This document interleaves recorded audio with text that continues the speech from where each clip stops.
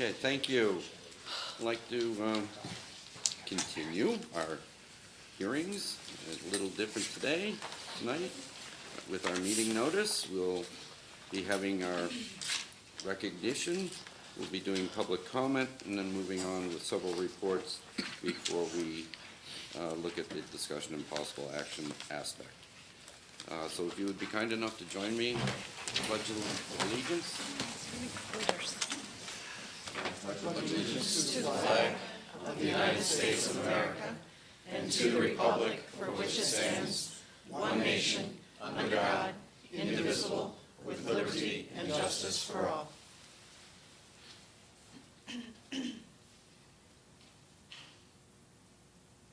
Thank you.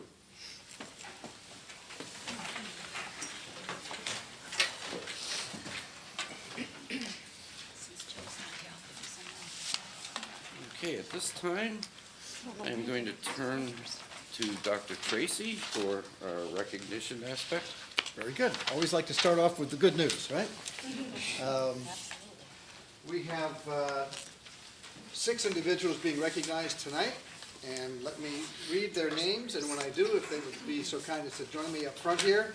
And I have a short statement that whoever made the nomination presented on behalf of the individuals that are being honored. Tracy O'Connor is here with us again tonight from Ingersoll, because one of these people gets to drive a brand new car around for a month if they are the lucky winner.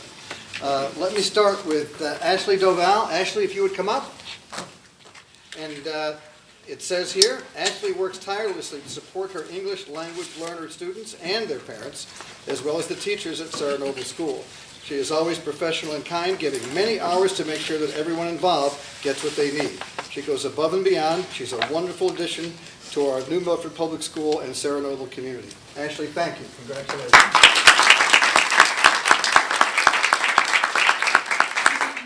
Next up is Beth Pitcher. Beth, are you here? Come on up. Beth does an amazing job as the secretary in the Special Education and Pupil Services Office. She's helped on numerous occasions and is so friendly and supportive. Whenever I call, which is often, Beth helps me with questions and issues that I may have to get back to me. I don't know what we would do without Beth. Beth, congratulations.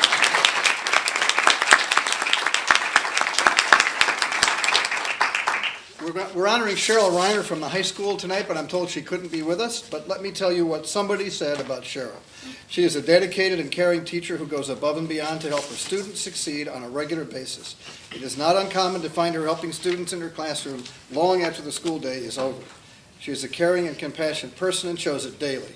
Whether you need advice on how to present a lesson or just an ear for someone to listen, Cheryl is always there to help. Let's give her a round of applause. She might be watching.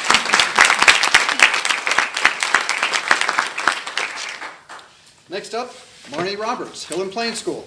Marnie, come on up. Ms. Roberts is someone whom I believe goes the extra mile at Hill and Plain. The way she treats her students and peers are exceptional. Her class has so much respect for her, as do the parents and the guardians of her students. Congratulations. Next, from the Northville School, Gretchen Rondini.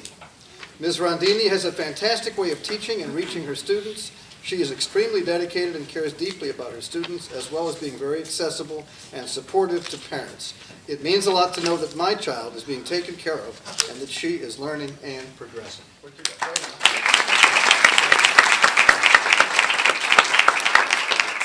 And from the Scotticoke Middle School, Daniel Salvo. Daniel, are you here? Come on up.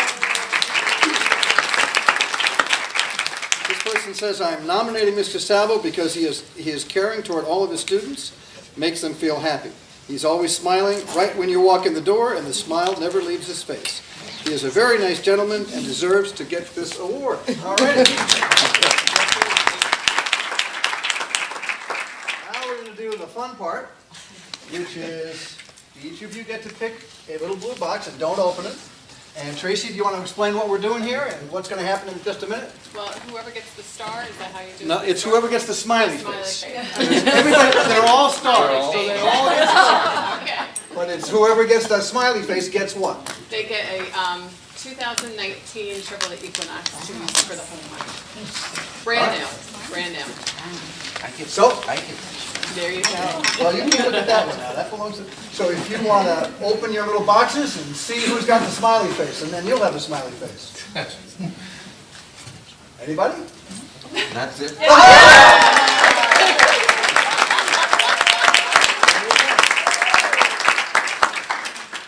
But we're all winners. Yeah, everybody gets a trophy, Yeah. right? Yeah. And The this, wireless this little charger. package goes along with the car business from the Ingersoll people. Yeah. And we have a gift for everybody else, so Yes, thank the you, wireless Tracy. And charger. congratulations to all of the award winners tonight. We really appreciate what you do for our town and our kids. Thank you, John. Okay. Thank you.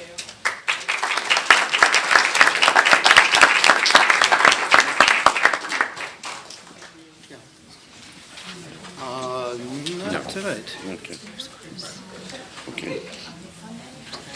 No. Okay, at this point, we'll be entertaining public comment. Mr. Shem, I know you could keep an eye on the time. There's a 3-minute time limit to be allocated to each speaker. We do have a maximum of 20 minutes being set aside, chair prerogative. And if a member of the public comments about the performance of an employee or board member, whether positive, negative, or neutral, and whether named or not, the board shall not respond to such comments unless the topic is an explicit item on the agenda and the employee or the board member has been provided with the proper notice and due process required by law. Okay, so do we have anybody signed up? Yes, we have a few people. We'll start out with Mr. Justin Mack.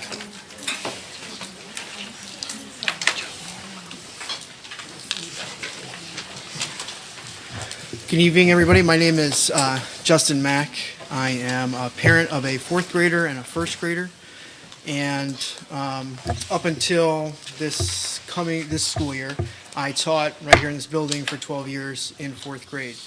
I want to thank the board and the administrators and the central office staff for putting your budgets together. I know that is a lot of effort and a lot of work and often thankless work. And so thank you for doing and putting in all that time. I do have one concern that I want to share with you, and forgive me if I stumble through some of my points. I'm not the most talented public speaker. I'm concerned about the cutting of the fifth grade position here at Sarah Noble, which will increase class size next year to 24.4 students, according to Dr. Tracy's budget.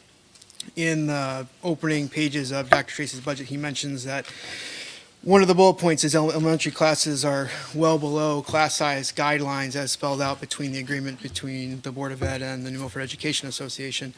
Having served on the last two negotiation committees for that contract, I know that that guideline is 25, an average of 25 students in an elementary school classroom. But well below 24.4 doesn't really seem well below 25 to me. It seems actually pretty close. In 12 years in the classroom, I never had 0.4 of a kid in my room. So I would round that up to 25.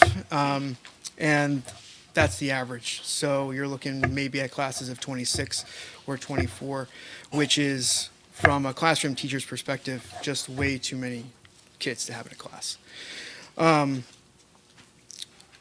One of the points I want to make was I also served years ago on the committee of about 30 people that looked at the feasibility of closing Pettibone, and the discussion around that went many different ways. But one of the things that came up with before we recommended to the board that the option to close Pettibone was the one that we should go forward with was the intention that closing that school was not going to raise class sizes in the district. And the kids that are now in fourth and fifth grade were the kindergartners and first graders that year that we decided to close Pettibone. And so I know there's been turnover at central office since then. I know there's been turnover on the board here. But I think as a community that made that commitment to close that school for a variety of reasons, and whether you agree or disagree or not, when we decided to close it, one of the promises that we made to this community was that class sizes weren't going to increase significantly. And 24.4 over 22 or 23 on a piece of paper doesn't look like very much. But in a classroom, when you are dividing your time through 6 or 7 different subjects, through individualized education for almost every kid in that room, whether mandated or not, 3 more bodies, 3 more people is a significant amount of people. The last thing I want to say is I thought of it on the way in here, and it's kind of an analogy that I'd like you to consider. Over the last few days, when we've been putting on these extra layers for temperature, you've been looking at the temperature, and then I always look at sort of the real feel temperature and what it actually feels like outside. And I would assume that probably played a role in today's delayed opening. I would encourage you strongly to look at not just the numbers in that budget, but what the real feel of those numbers are going to look like.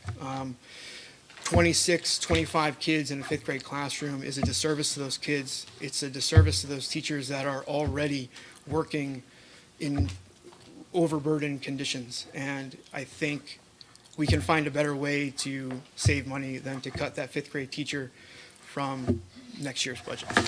Thanks. Thank you.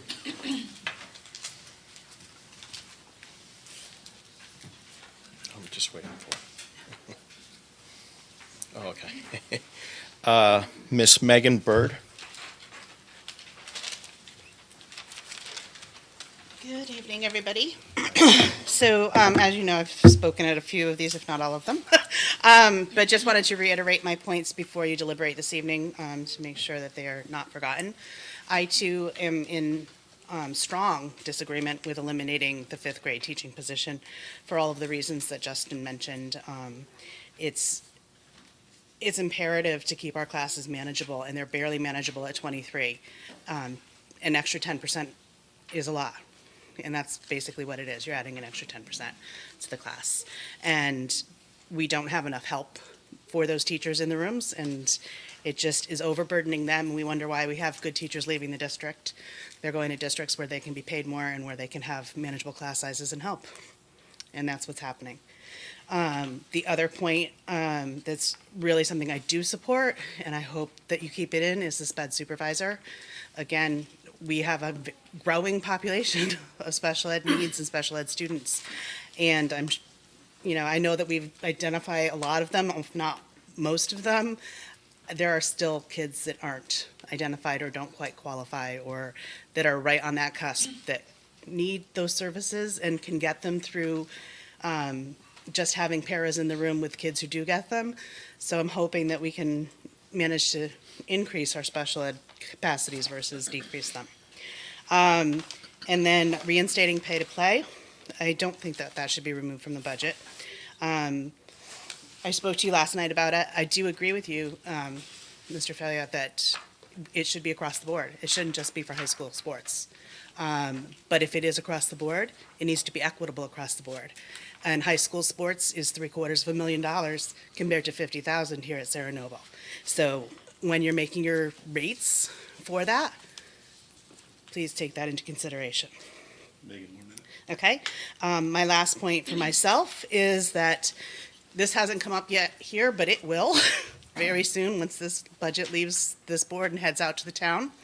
I strongly oppose any elimination of any principals, vice principals, admins in the buildings. They work their tails off. They're nonstop. They're tireless, and they support everyone in these school communities. They support the students directly. They support the staff directly. They support the parents directly. And I would go as far as to say they support our superintendent in his office directly as well. Because when he has an issue that gets brought up to him, he's coming back to them to find out the details. So to reduce them, if that comes up, which I'm fairly certain after last year's budget, it will, I think would be a shame. My last thing was there were 3 people who emailed you comments today, this afternoon. I don't know if you got them or not. One was Nancy Webb, one was Diana Thurlow Hammer, and one was Amy Mack. Amy actually did send me her comments, and I was wondering if after the other comments I could read hers to you. Okay. I don't have the other 2 comments, so Yeah. I can't. The issue we have with that, it's way outside the norm. But she did email them to you, and if you have them, great, I don't need to read them. But if you don't have them, she tried to contact you the way that people have been I instructed to contact you, understand. so. I That's understand. my issue. So, On the one you do have, Yep. we'll permit. great, to thank go. you. I'll let the others, or do you want me to just continue? I'll let the others who are on the list go, and then I'll, okay. Yeah, it gets into more of an issue than that. We can't, parliamentarian. I would suggest that any comments that have not been received to the Board of Education and passed out in correspondence, do so after this. We don't have them. They're not in our correspondence packet. To bring comments that individuals email, please understand, we would be listening to numerous that people just email in. So it's the board chair's purview to let Yep. you identify the Okay. one email, read it, and as long as it fits within the guidelines. Yep. The others that have not been received, I would not Okay. permit. Yeah, that's fine. Thank you. That's fine. Let me just write down her name. Thank you. Thank you. Do you have any other? Yes, we have Mr. Greg Mullen.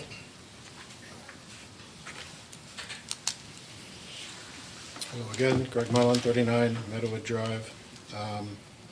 After last night's testimony and speaking with a Board of Ed member who I have high regard for, I'm inclined to be supportive of the special needs supervisor. However, I think it would be great, I mean, we saw some metrics last night about the improvement, I guess, and I think if we're going to spend money on administrator, I think it's important to measure the performance, and if he or she is not making a difference, that position is eliminated. And I know you measure value in different ways, but I think it's important to make sure you hold your feet to the fire, and that we're seeing a difference in performance. I would certainly, if we get that, ask to see that next year. And also remind you that there are special needs students throughout the whole spectrum, okay? That's really important. Don't forget that.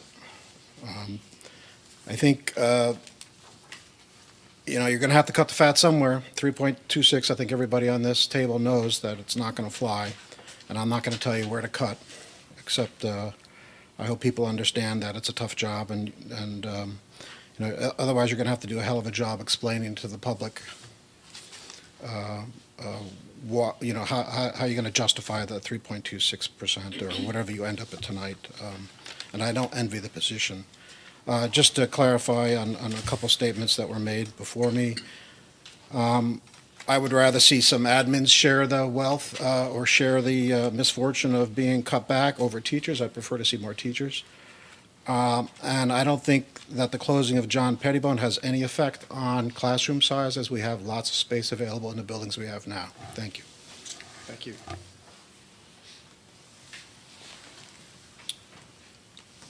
Miss Amy Fotopoulos. How did he do tonight, Amy? I'm sorry? How did he do tonight on your name? Amy Fotopoulos, 10 Chatfield Road. I know I spoke briefly last night. I just wanted to reiterate again how strongly I urge you to please keep the special education supervisor in the budget.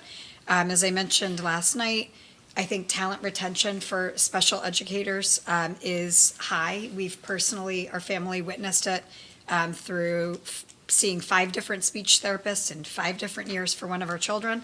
I know it's a field, I would imagine, with very high burnout rates, and I think it's critical to ensure that the educators that we have working with our children have a resource who has the time available to give them coaching and support. So please do consider keeping that in the budget. I know there will be tough choices that need to be made. I hope that is not one of them. The other thing, like Justin Mack shared, I also am extremely concerned about the loss of the 5th grade teaching position. My son right now is in 5th grade. It won't personally impact him, but I've seen within his classroom environment, he's one of 23, and even that number is extremely tight. He has an exceptional teacher. It is nothing to do with any lack of ability on her part, but the classroom environment is so different now than it was years ago. Teachers are forced with customizing for all of the different children on many different levels within the classroom, and I feel any increase would be a negative impact to all the children in the classroom as well as to the educators. So I hope that that is something that can be reinstated.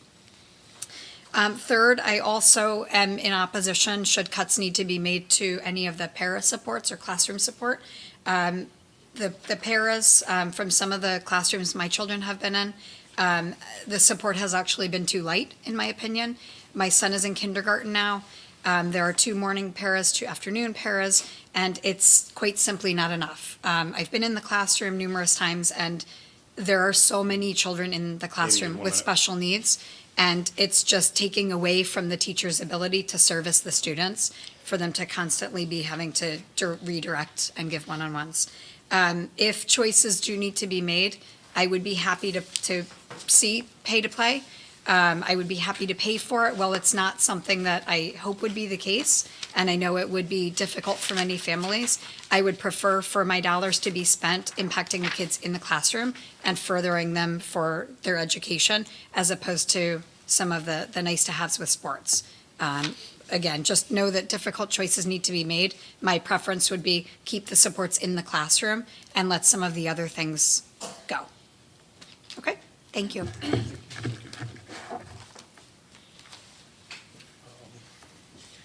And Amy Mack, Ms. Bird will read a message. I was wondering what happened to you.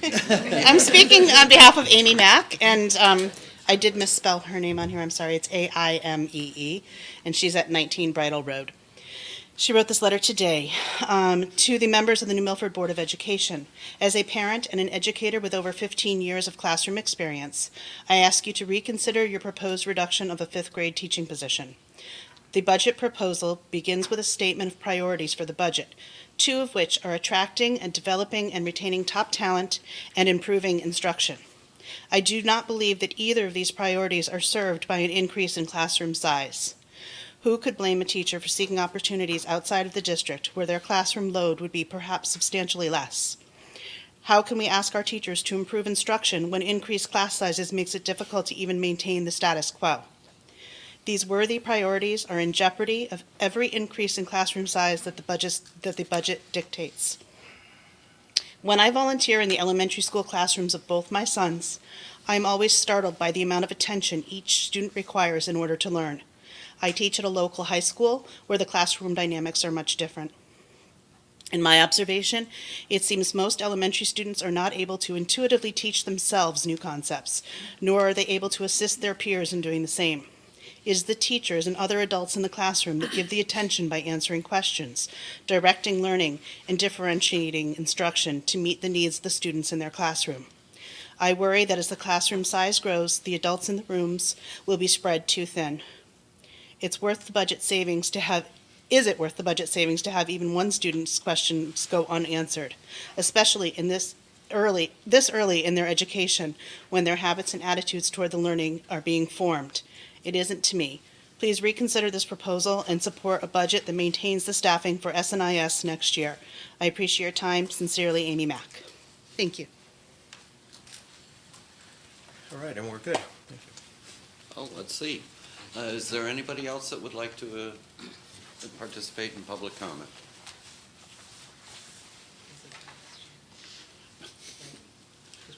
Yeah. Okay, thank you. And now we'll turn for the superintendent's report.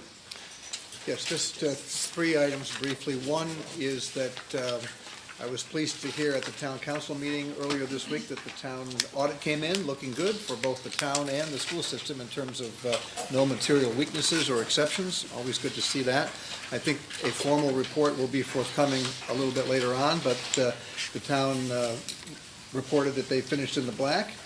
As did the school board, and I want to make a point of saying that one of the reasons the town finished in the black is that this board saw fit last year to turn back about $450,000 to the town that would enable them to cover their needs and expenses and deliver them a positive in the black audit. So thanks to the town and the mayor and the town council that did their work, and thanks to you guys who contributed to it as well. Second, We're going to have another cold morning tomorrow.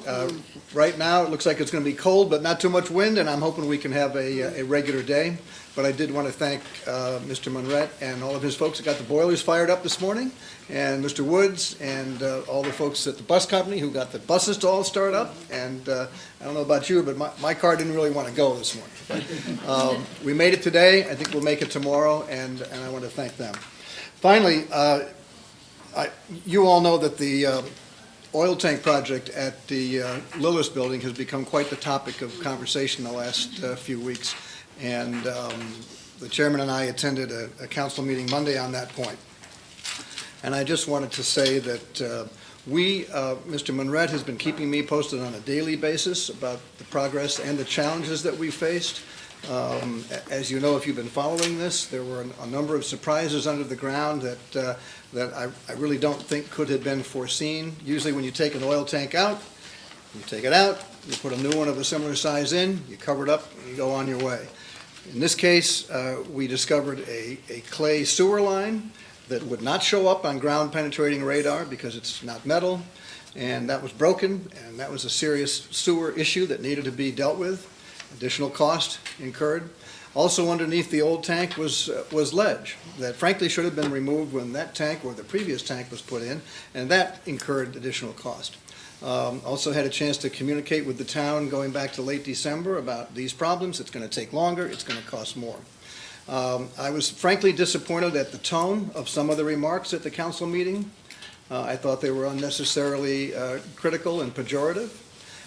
I'm open to criticism, and if anybody has some technical ideas about how we could do better and cheaper, we're all for it. Everybody around this table wants to do well by our kids and by the taxpayer, and I'm sure that's true of the council members as well.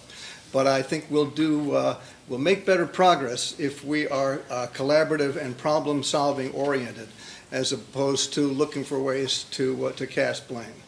So I've sat earlier this week with members of our team and with the contractor. I'm learning an awful lot about oil tanks and ledge and sewer and all this other stuff. We're going over it with a fine-tooth comb.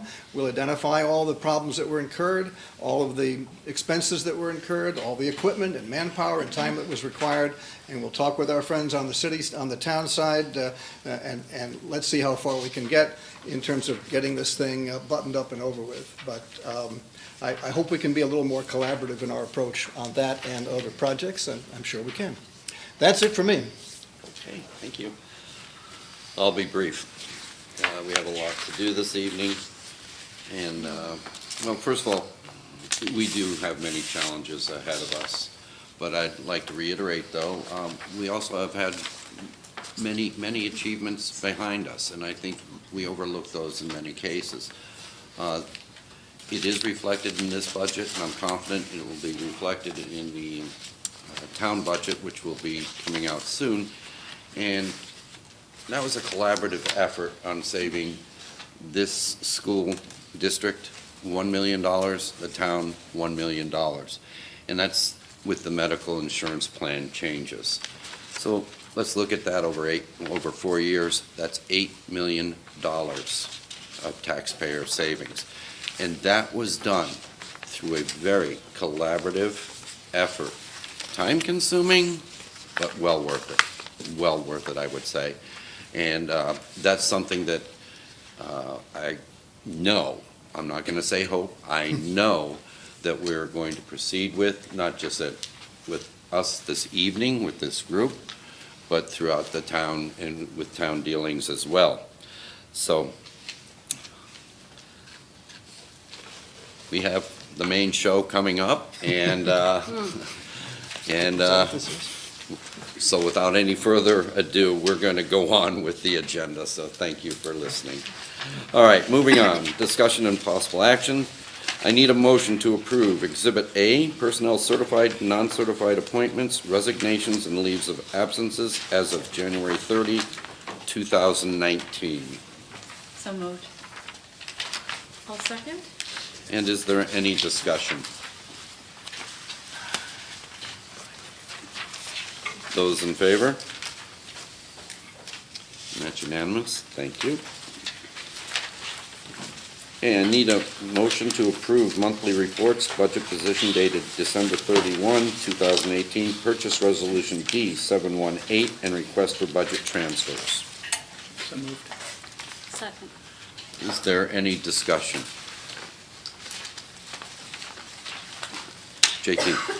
I've got a question about, I watched the town council the other night, and the town finance director, and maybe Anthony, you can enlighten me here, spoke about our expended budget and didn't include encumbrances in that. And I'm just wondering, from a fiduciary perspective, do we try to, I mean, we've been pretty good about trying to pin down our encumbrances. We have a lot of salary lines there that we can pin down for our encumbrances. I'm just curious, when we look at this and we see 93%, almost 94% of our budget is used, quote used, right? Captured. Yeah, it's captured, maybe that's a good word. I'm just curious, what's the best way to report that? Because it really made it sound like the Board of Ed hasn't expended much of anything, even though we intend and we have money captured, I like that phrase, here. So I just wonder, what's the best way to communicate that to the public and taxpayers? Right, To let so them know. that's something we communicate each month in our budget position, that And goes to operations. operations, and then our full board. Right. A large component of that is encumbering for payroll. Those are positions that people are filling right now, and their salaries out through the end of the year. Right. For what we can expect to purchase, to spend. And that gives us a better idea of our projected fund balance at the end of the year. The finance director on the town side reports it without the encumbrances. Right. So that's a dramatically lower number. Right. If you look at our December 31st report, we're at 93.92%, and that's with all encumbrances we have through that date. It gives us, it's a much better budget tool It is. for what we have going into the end of the year, for any unforeseen things that come up, and as well to better manage our budget going forward. It's a really good tool to be able to pull out those encumbrances and know, and project at a 6-month mark and a 9-month mark where we're gonna land. And having that document is something that's transmitted to the board, that doesn't just, exist in my office or at central office. Right. No, I appreciate that. And I mean, because if you look at year-to-date actuals here, right, for the total budget position, one might say, oh, out of the $63 million budget, we've only expended 27.7, right? The reality is, as of December 31st, right? Correct. So we've only spent half the budget, and I hear the town finance director will say, on a straight line basis, we've expended. But not everything is a straight line basis, but the best way to pin down where we're gonna land with this budget would be those encumbrances. So I just wonder if, moving forward, we have the opportunity to share that with town council and also the town finance director to talk about how we're identifying what our captured expenditures will be. I agree that it should be communicated in the same way on both sides. Yeah. Do we send that report to the town finance director? No, it does not get sent. Let's talk with Greg and maybe we should. Okay. Any other comments, No, questions? to that point, we've had this conversation Yeah. at operations about that exact point. I miss operations. Yeah, well, and I'm sure That's good. you've heard me It say it that can be many arranged. times, So, Thanks, David. Okay, any other questions or comments, clarifications? Those in favor? And opposed, that's unanimous. Thank you.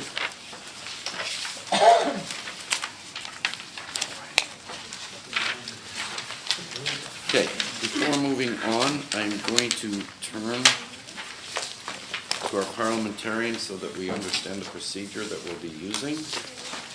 okay, thank you. It is the same protocol that we normally use. The motion will be put on the table for the proposed budget. Correct. And then we'll work with amendments.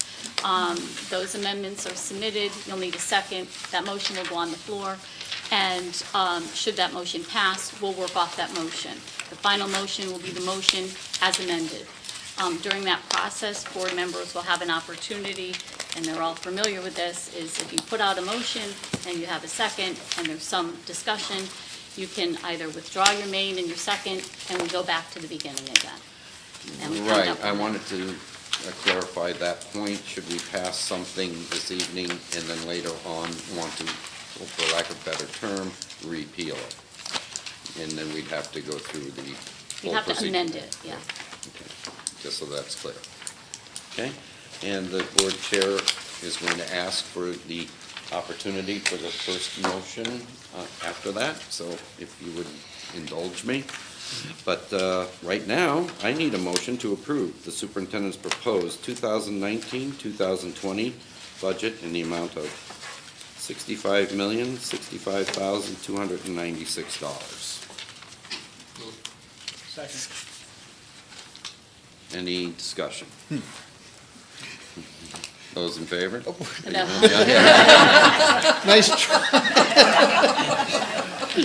Some spasm over here. You really do want to go home.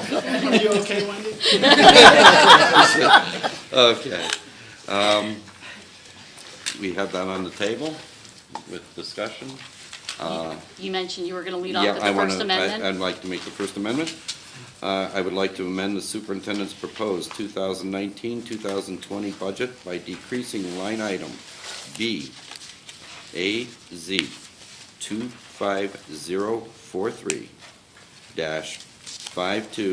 25043-52900 on page 68 of the budget book by $64,038 to match the updated information we have received from KERMA regarding the amount we should be budgeting Right. for the 2019-2020 with regards to workers' compensation insurance. So moved.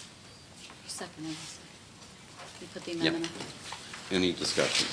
on. Just to follow up, we did this last year as well. Correct. We checked with these numbers. Mhm. It's always great when we can have this kind of reduction and Mhm. and not cut into other layers. So, thank you for that. Can I just ask you a question too? Is that, I know we did this last year as well, is that just the timeline from when budget's built, and then do we have updated numbers from certain? Correct. Yep. Okay. We had numbers of the budget, and since the superintendent's budget was distributed from January 18th till now, the town and the Board of Ed get notification of savings from KERMA in this and another category. And so we're able to take action on them now.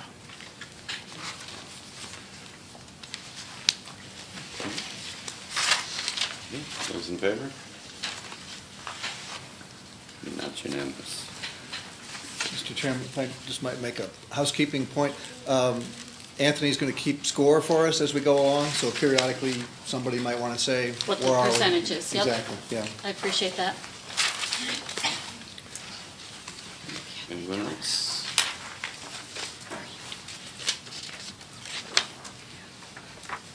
Do you have another? Did you Yeah. have another? No, that's it for me. Oh, I thought So you where said does it that too. leave you us have if we another. make that move, Anthony? There should be two. I think you have another Oh, one. right. I'm sorry. Thank you, Angie.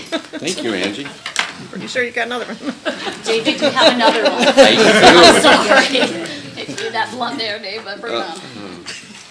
It's gonna be one of those days. Yes, huh? that's okay. I need a motion to amend the superintendent's proposed 2019-2020 budget by decreasing the line item BAZ 25943-55200 on page 68 of the budget book by $13,592 to match the updated information we have from KERMA regarding the amount we should be budgeting for 2019-2020 with regards to liability, auto, and property insurance. So moved. Second. Any discussion? Those in favor? Thank you. So now where are we? So with those, I didn't have the script. Oh, you're new. I didn't have the script. No, I'm just curious as to where, if you know. sure. So with that new motion, the new budget, or the amount of the budget on the floor right now is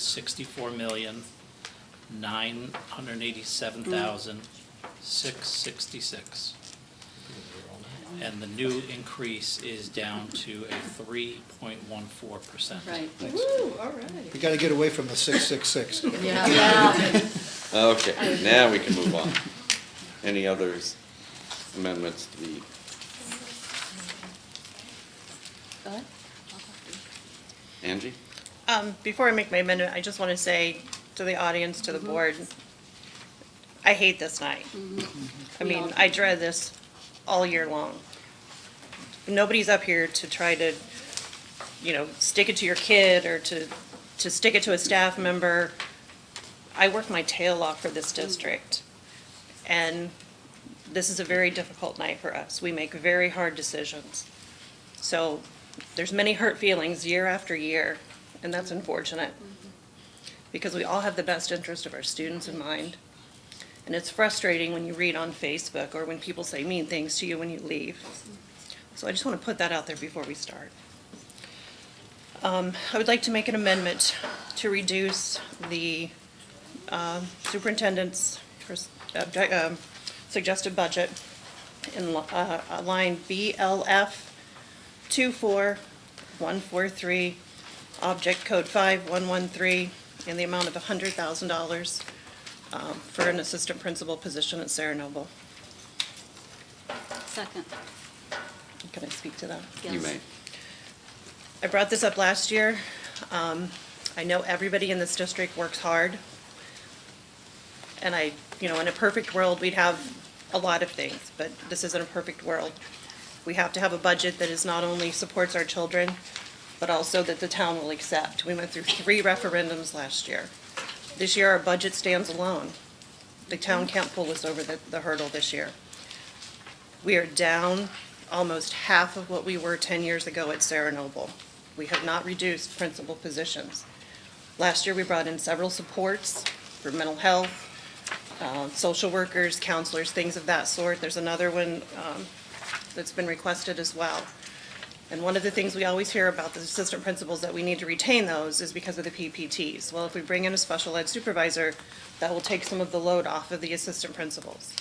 So in order to not hit instructional or to boost class sizes even more, I think this is the best case scenario in my mind.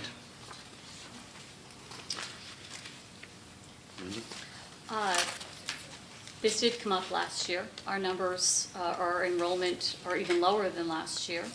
I agree with Ms. Chastain, and I think that we have to look across the board. I think everybody sitting at this table is probably nauseous because we go through this every year. We've gotten to know everybody, and we know where everybody comes from. But I'm looking at this, that it's a trade-off. And I've heard other parents come here and throughout the year, well, we would like to see this. Well, that's a good point. We would like to see this. But in order to put this in, we have to review what we have. And I think this is one area that I would be more than happy, and I think it's appropriate to support the special ed position and move this piece out.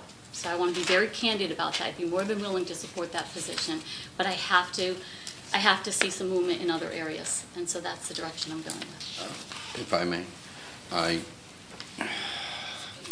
thank you, Angie, for your earlier comments. If this were amended, If what were amended? The proposal that Angie just made. Okay. If it were to include a full-time special ed director in that motion, I would be willing to support that motion.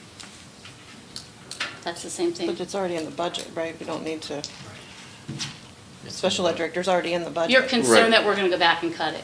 Right. Let's put it out there. That's right. So that, I- Well, we're not. That's not my intention.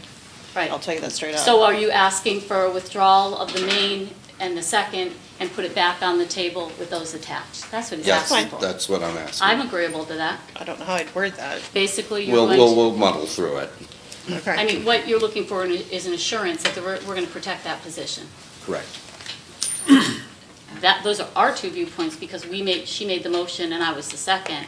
The rest of the board obviously has an opportunity to weigh in. Yeah, yes. So, are you looking to withdraw your motion? Well, I and haven't package heard it? from anybody else. Anybody else have any feelings?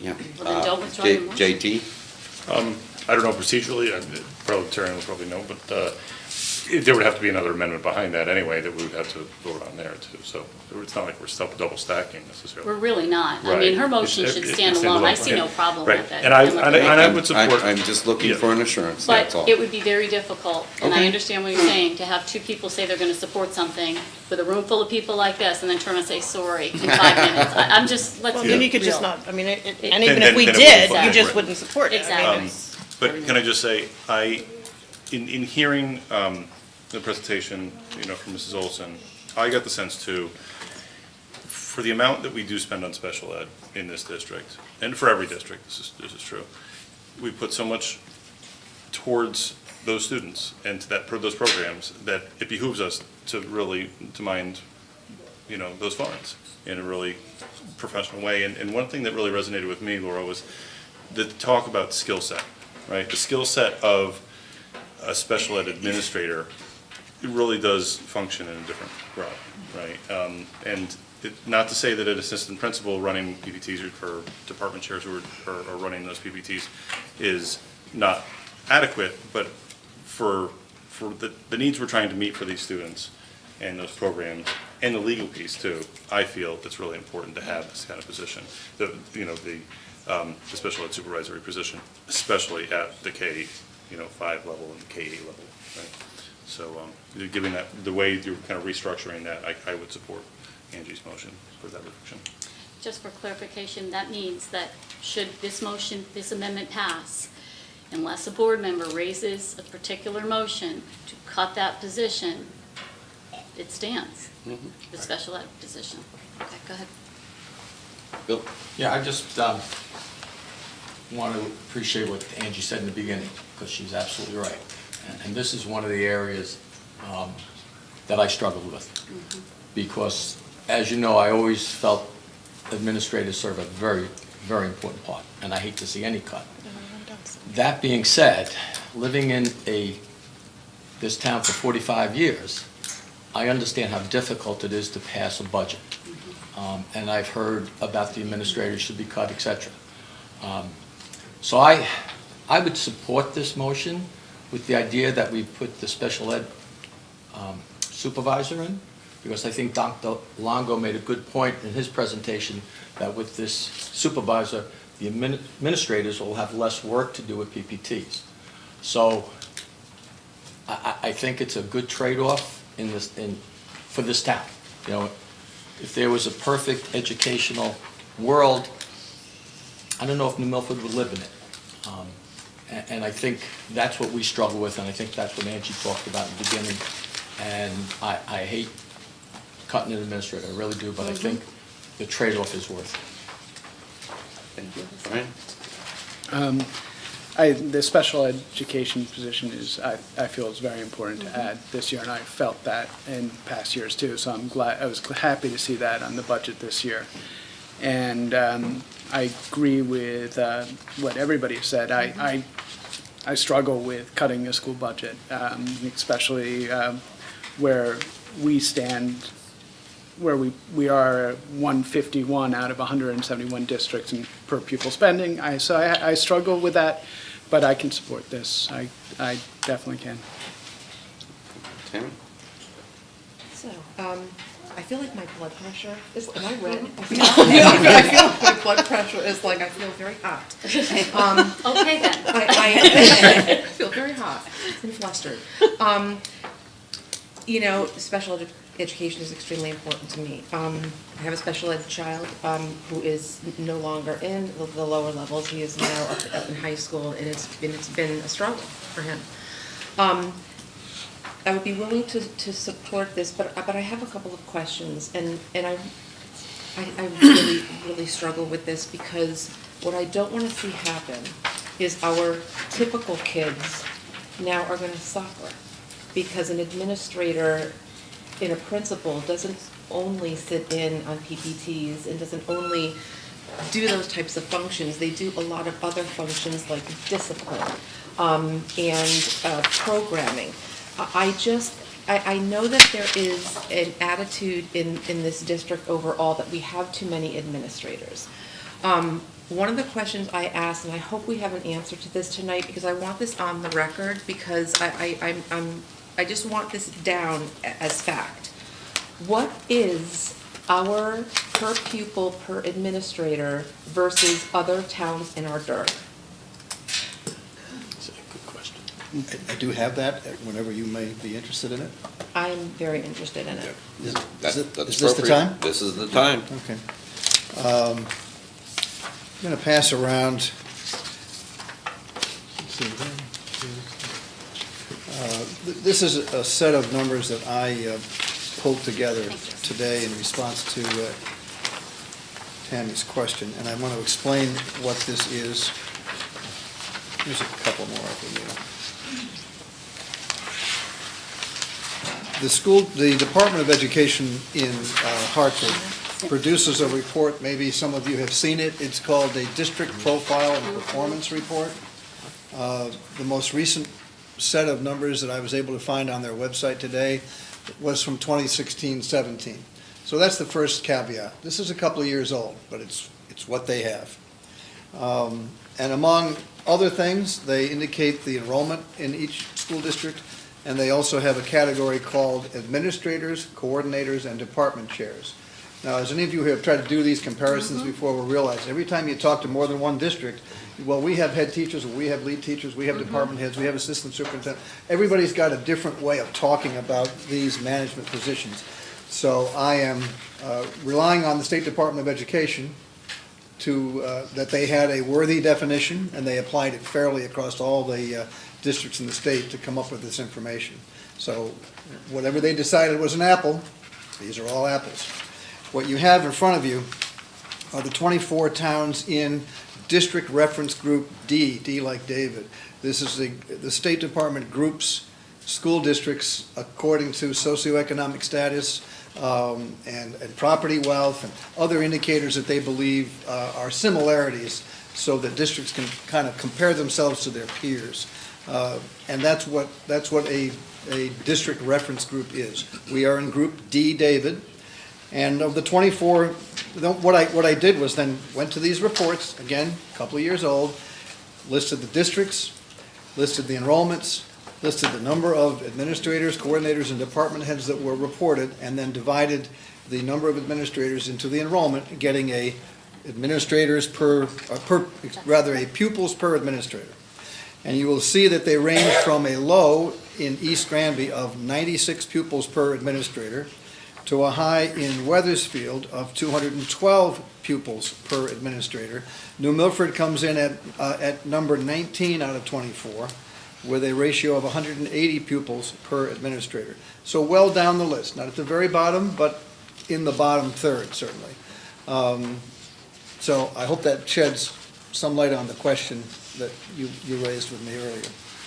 It does, because as we have conversations with people in our town who constantly say there are too many administrators, there's too many administrators, I want us to keep in mind that that is not true. These are the facts, and we need to be educating people about them. Because if we do this tonight, Sarah Noble is one of our best run schools, and it's because of the oversight that we see in this school. I want us to keep an eye on this. If we start to see issues in this school, this board, and it may not be these people, because remember, this is an election year, that we pay attention to this and that we do our right by the school. We do not want to end up trading special ed kids for typical kids and setting up that kind of a scenario. That's not what I wanted out of this budget. And where there is no one is going to argue at all that this sped, and especially me, that this sped position is needed. I am so glad to see it. I asked for this to be in this budget, and I will stand by it. But I don't want to see other things fall through the cracks because we're just doing a trade-off. I hope that makes sense. I just need to make sure that that's said because I feel very passionately about it. Thank you. Any other? Yes. Eileen? Okay, I beat Bill by 5 years. I've been here, 50 years, and I've watched budgets go down all the time. So my goal this year is to get a budget that would be passed on the first try. And as much as I don't like this, it's acceptable to me because I think our special ed needs are really need more supervision. So just on projections, we're going to project next year 798 students, down 22 from last year. So 22 is almost a whole class size if you look at that way. So, yes. No, I actually look back to 2015. We had 1,025 students in 2015-16 in our budget, and we're currently projected at 798. That's a negative 227 students. And we still have the same number of supervisors. Mhm. So, not that I like that at all, but it's a place to get a budget passed the first time and not have to keep going back and making tougher and tougher cuts. So I would support the Ed supervisor for sure, and the cut of the assistant principal here, much as I don't like it. Any other comments, questions? Joe? If we make these difficult decisions here at this board and come out with a budget that we can all support, then I think it sends a strong message to the town, to piggyback on Ms. Monahan. If we allow it to go to referendum and others decide whether or not this budget will exist and it comes back to us, then we're making even more difficult decisions. No one's going to like them. We experienced that last year. So these are some smart moves. Thank you. Any other questions or comments? Those in favor? And opposed? Thank you. Any other amendments? Wendy? Okay, we'll turn to page 41. I'd like to propose an amendment to the budget in page 41, which is BDZ 23243, object code 50. I'll stop having coffee, Pat. BDZ 23243, object 5111, in the amount of $100,000 for the Director of Curriculum piece, if that is the correct line item. And that's my motion. Second. May I speak to that motion? Absolutely. I absolutely believe that we have a need for this. I think it's compelling. I think this whole board probably would agree with that. But for me, I'd like to look at some other opportunities, but I also, this is a piece that I struggled with comparing the two again, and I felt the direction to go towards the special ed piece instead. And I need to start peeling back the budget a little bit. But I do welcome some of these conversations to give your office the support or more support that it needs. And I hope that this board can find a way to do that. I just don't think we can afford this full-time position. But your presentation is compelling enough that I think this board needs to take a second look at how we do that. Any further discussion? Yes, sir. Yeah, I've worked with Alicia on the curriculum committee, and I've always admired her energy, and I know what she puts into it, but I kind of agree with them. This is a tough call. I'd love to think other ways of getting that supervision that you need, that person that can take some of the load off you. And I don't know how we do that. The link, if you watch your video actually from last year, it's quite compelling, and there's some discussion about how we can do that. But right. I'm sorry. No, that's okay. That's fine. You're the parliamentarian. No, You no. do That's what they do. That's what I was always told when I was running meetings, you know? But I do want to say that I think this, somewhere down the road, I'd love to see this position, because I think it not only improves the education of our kids, but the curriculum being alive and constantly being evaluated is so critical. And I think as we move forward in our modern day and age, things are going to get more difficult as far as curriculum, as far as kids keeping up with it. So I'm right with Wendy on that. I really think we need to do something, but I really think it's something we have to do. Look, it's the total budget in this town. And that's a big thing, This town is hard passing things like this, even if they're needed. So I hope you understand. Yes. Eileen? Well, when I first read that the two supervisory positions were going to be in the budget, I thought maybe you two ladies should get your boxing gloves on, go out and see what's going to be first. Maybe we could use that as a fundraiser. Both positions are so needed, but just listening to all the presentations, it just seems to me we have to work on the special ed first. And then hopefully, if we get this passed, we can include the other position next year in the budget. But two at a time is not going to fly in this town. Tammy? Great. So once again, I feel very hot, but I have to agree with this. But Alicia, I know, in working with you for 2 years on curriculum, how much you work and how many hours you work and bringing curriculum forward. And I will absolutely, if I should serve on this board in the future, look to do something with this position. But in the meantime, I think it's very, very important that you get together with Dr. Tracy and do some brainstorming about how you can relieve some of the stresses off of you, maybe by counting more on the coaches to be that intermediate. I know that they take on responsibilities, but maybe some additional responsibilities so you are not the bottleneck in this area, because we most certainly don't want to burn you out because you bring so much to this district. So I'm just really hoping that there can be some constructive conversations that happen about relieving some of the things off of your plate so that you can function and not live and sleep and breathe and eat and do everything here, because that's no life and you shouldn't be doing that. But so I really, really hope that we can do something to alleviate that. Thank you. Angie? And I'll just echo their sentiments, and I think I had even mentioned to you a while back, I would love to add this position. I'd love to add a lot of things. But hopefully down the road, I see regionalization on the horizon, and maybe we could, with that coming, maybe we'll get some students and some extra money, and we can do something like this. So I'm sorry, but it's just hard choices. Thank you. Any other questions, comments? Those in favor? Any opposed? Thank you. Can you ask Anthony to tell us where we are? Let's keep going. Okay.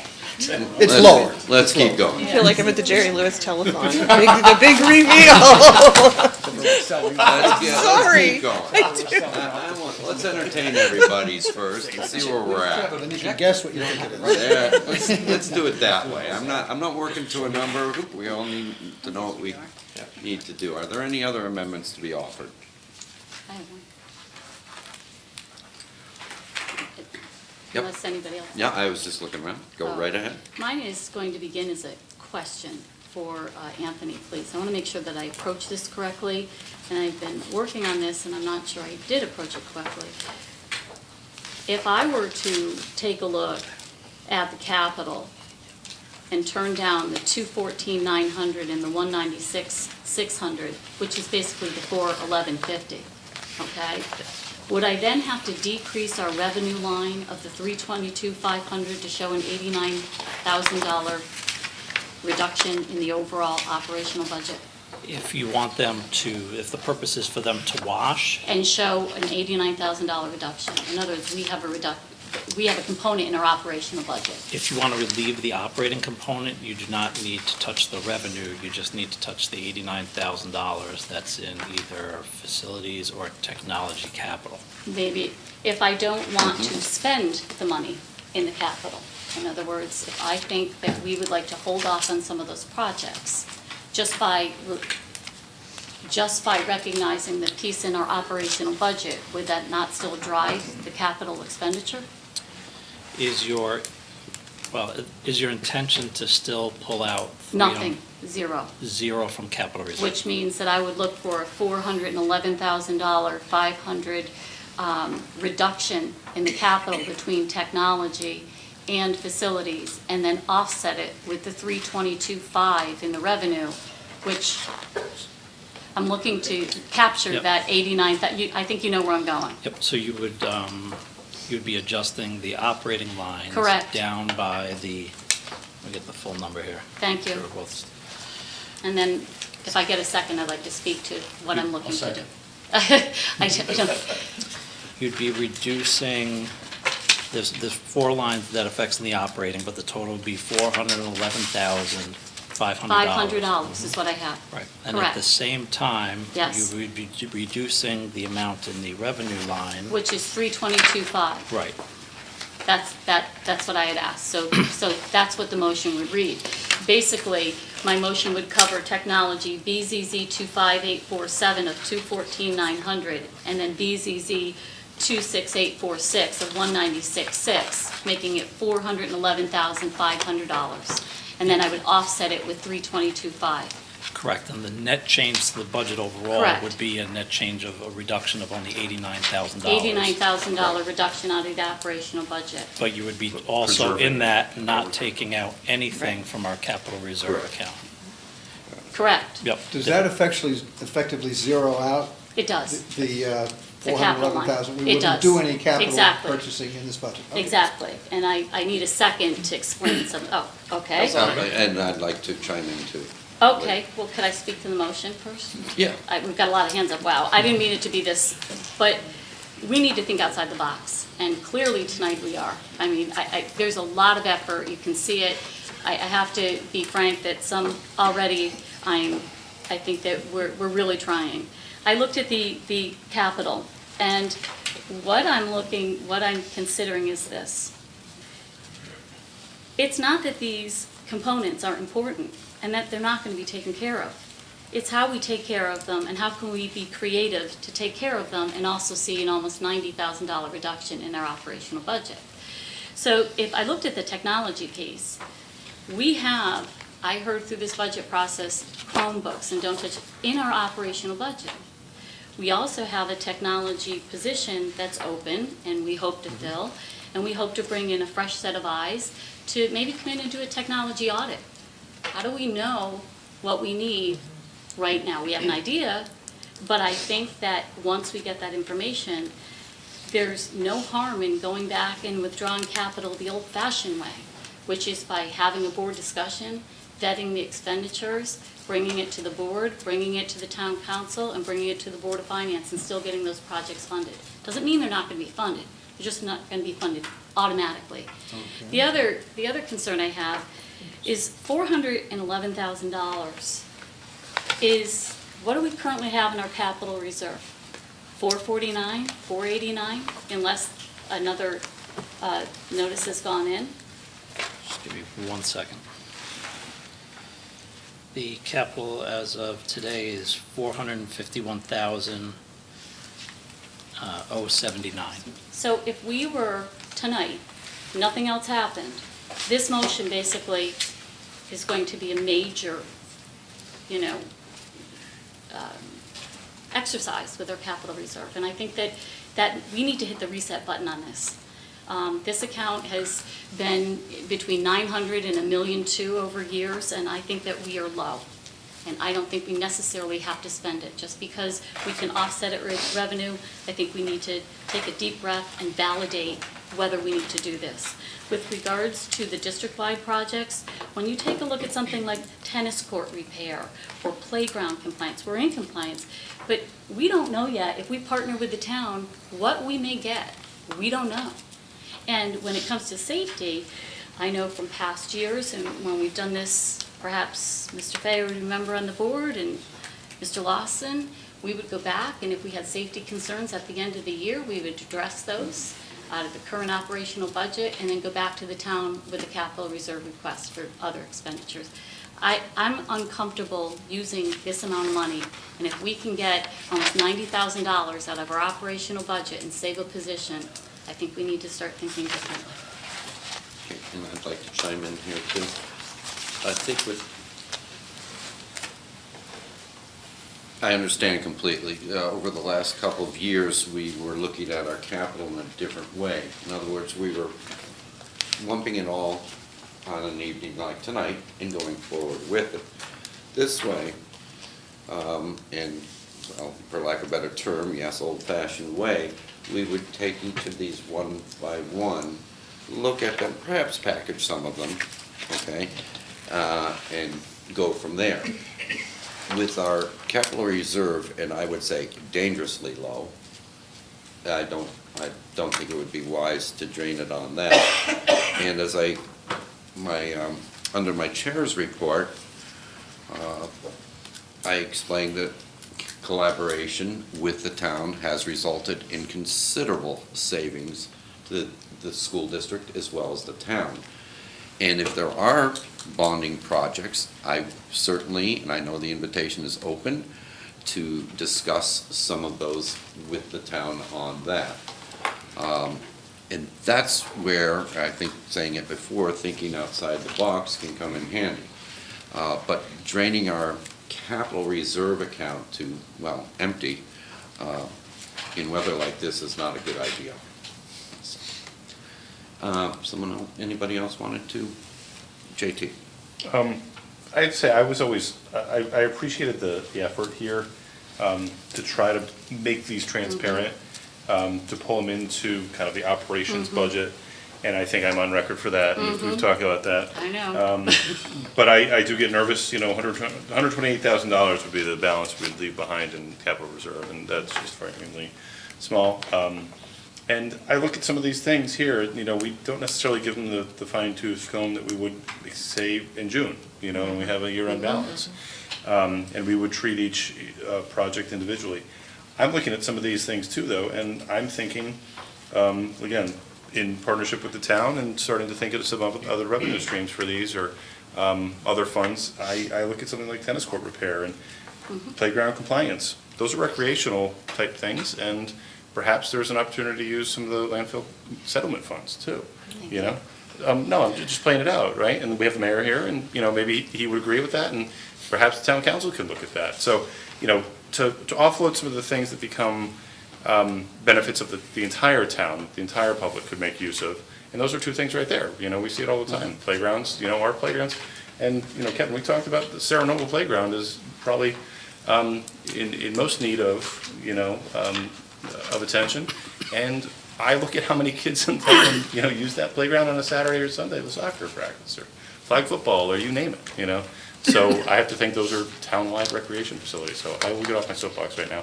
But I want us to be, continue to look at those creative opportunities. And I think this may help us do that. Well, So and again, I think another thing is, we don't know what other type of capital expenses we may have between now and July 1.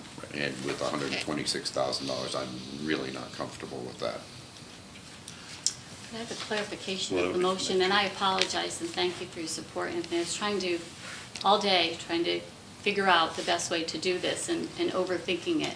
So I guess the motion is basically to reduce the capital by $411,500 and also reduce the revenue line by $322,500.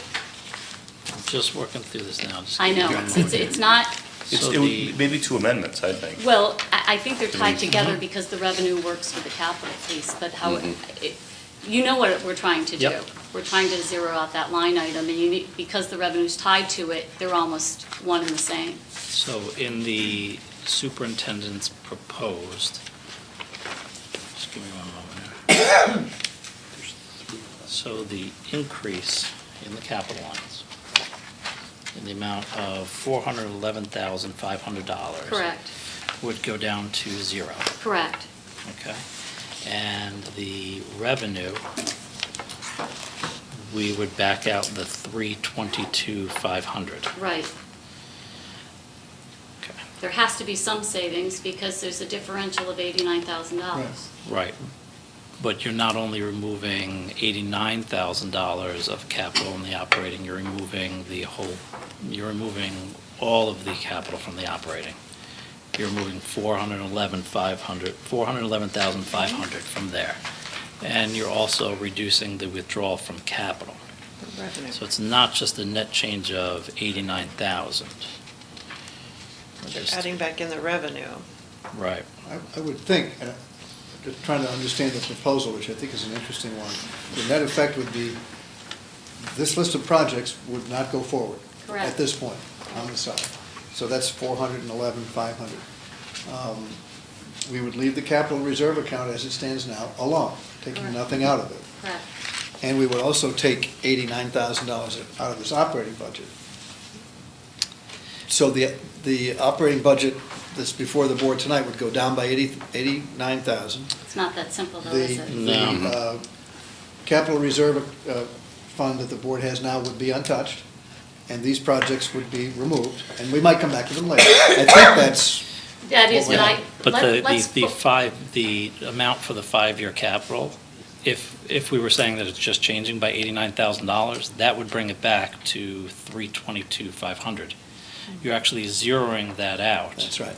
So the actual change that I'm showing, let me just vet it out here, is the full implication. Just give me, I'll say the number and then I think the net reduction to the budget is going to be $233,500. Let's think about that a little more carefully, because, and again, I'm a social studies teacher, so Right. where's the algebra teacher here? There's That's only a- $89,000 of operating money in this, on this page, so That doesn't work. If I could just interject, if you would indulge me. Yes, And Mike, we if we can- rephrase the question, let's pretend that we didn't have the revenue piece tied Okay. for a I moment. think that's where we're getting confused, with the Exactly. revenue piece. And we just backed out the 411. That's 411, but we ultimately, the way we've done the budgets the last 3 years is we've had that revenue to offset. So when you made a reduction, let's say of XYZ in the capital, there was no real budget change unless it was past the revenue out, remember? You know, making like the $100,000 last year. So I think my goal is to put the brakes on a large expenditure and with capital on projects that I think the board can and should review in another manner. And while that line item is $411,000, there's only $89,000 difference between the two. Okay, and this is gonna take some time, I'm assuming? We'll just add back in, just take the revenue out, and then it's gonna bump the budget up by 322,500, and then just back out the 411, right? Right, but on a budget to budget, you'll be going not from on a budget to budget in the 5-year capital. With the amendment as proposed, you're going to be going from a 322,500 to a 0 On the revenue. in the 5-year capital number. You're going to be going from a 322 request in 18-19 to a 0. Oh, I see what you're saying. There you're going to a 0. And in the revenue, you are zeroing out the capital, which is the same 322,500. But in Dr. Tracy's superintendent's proposed, that amount was going up by $89,000. So That's where I was getting the 89,000. But the net change I'm showing is the 322,500 minus the 89,000 for a reduction of 233,500. And I'll need a minute just to prove this out 2 or 3 different ways. I'm sorry. I apologize. I really did not make No, this to be this no, complicated. I'm sorry but that it's we're taken all an trying to amendment. find creative ways. Yep, and I just want to make sure the amendment matches the intention and everybody That understands was not my intent. what's up. Dr. Tracy? I want to be careful that we don't give ourselves too many credits for what we Right. may be about to do, and we think we've cut the budget. That's more than we exactly really right. have. I'd rather So be here's another much way. more Here's another conservative. way to think about it. My recommended budget included $411,500 worth of capital projects. If you think about it really in 2 chunks, 89,000 of those are in this budget. When we talk about 65 million or 64 million or wherever we are, 89,000, that was that. The other dollars are not really in this budget. They are on the presumption that you would withdraw That's funds exactly from the right. capital reserve to pay for them. That's exactly right. So if you I've lost my page here now, but if Page you... 78. Here we go, yeah. If you take out the $322,500 worth of projects that were capital reserve funded, you haven't affected this budget. That's exactly right. You preserved your capital reserve fund. That's exactly right. So then the next step is take out the other 89,000, which is in this budget. That's correct. And you would get credit for the 89,000. That's what I'm looking That's for. it. That's Not how I'm 200 getting and to the something number. thousand, not 400 and something But that, thousand. you're, I don't think that's your intention. Your intention is to take nothing out of the capital reserve. correct. Yes. And at the same time, See the reduction overall of $89,000.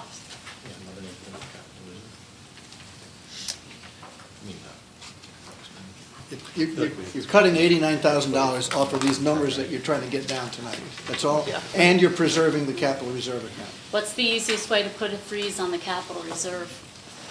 I need a moment. 2 minutes, please. Yep. Thank you. Yeah, I was going to suggest a recess so we can do this properly and entertain any questions or comments. Sad thing is, it may fail, I a motion may just fail have to a fail. clarification question, but it could hold Yeah, it after well- recess, because that's not going to be that. Take a little break? Yeah. Give Anthony's calculator a chance to catch up with me.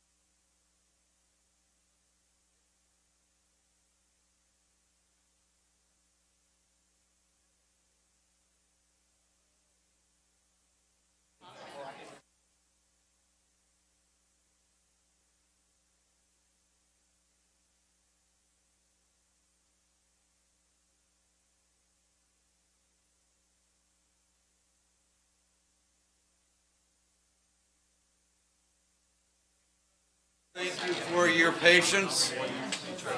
Right, so I'm gonna go back and restate the percent change. We will be reconvening. Yeah, but I'm gonna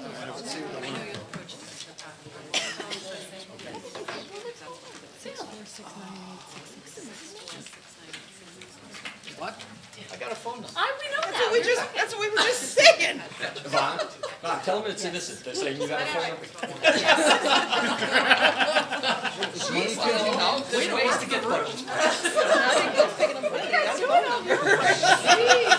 Okay, all right, thank you very much.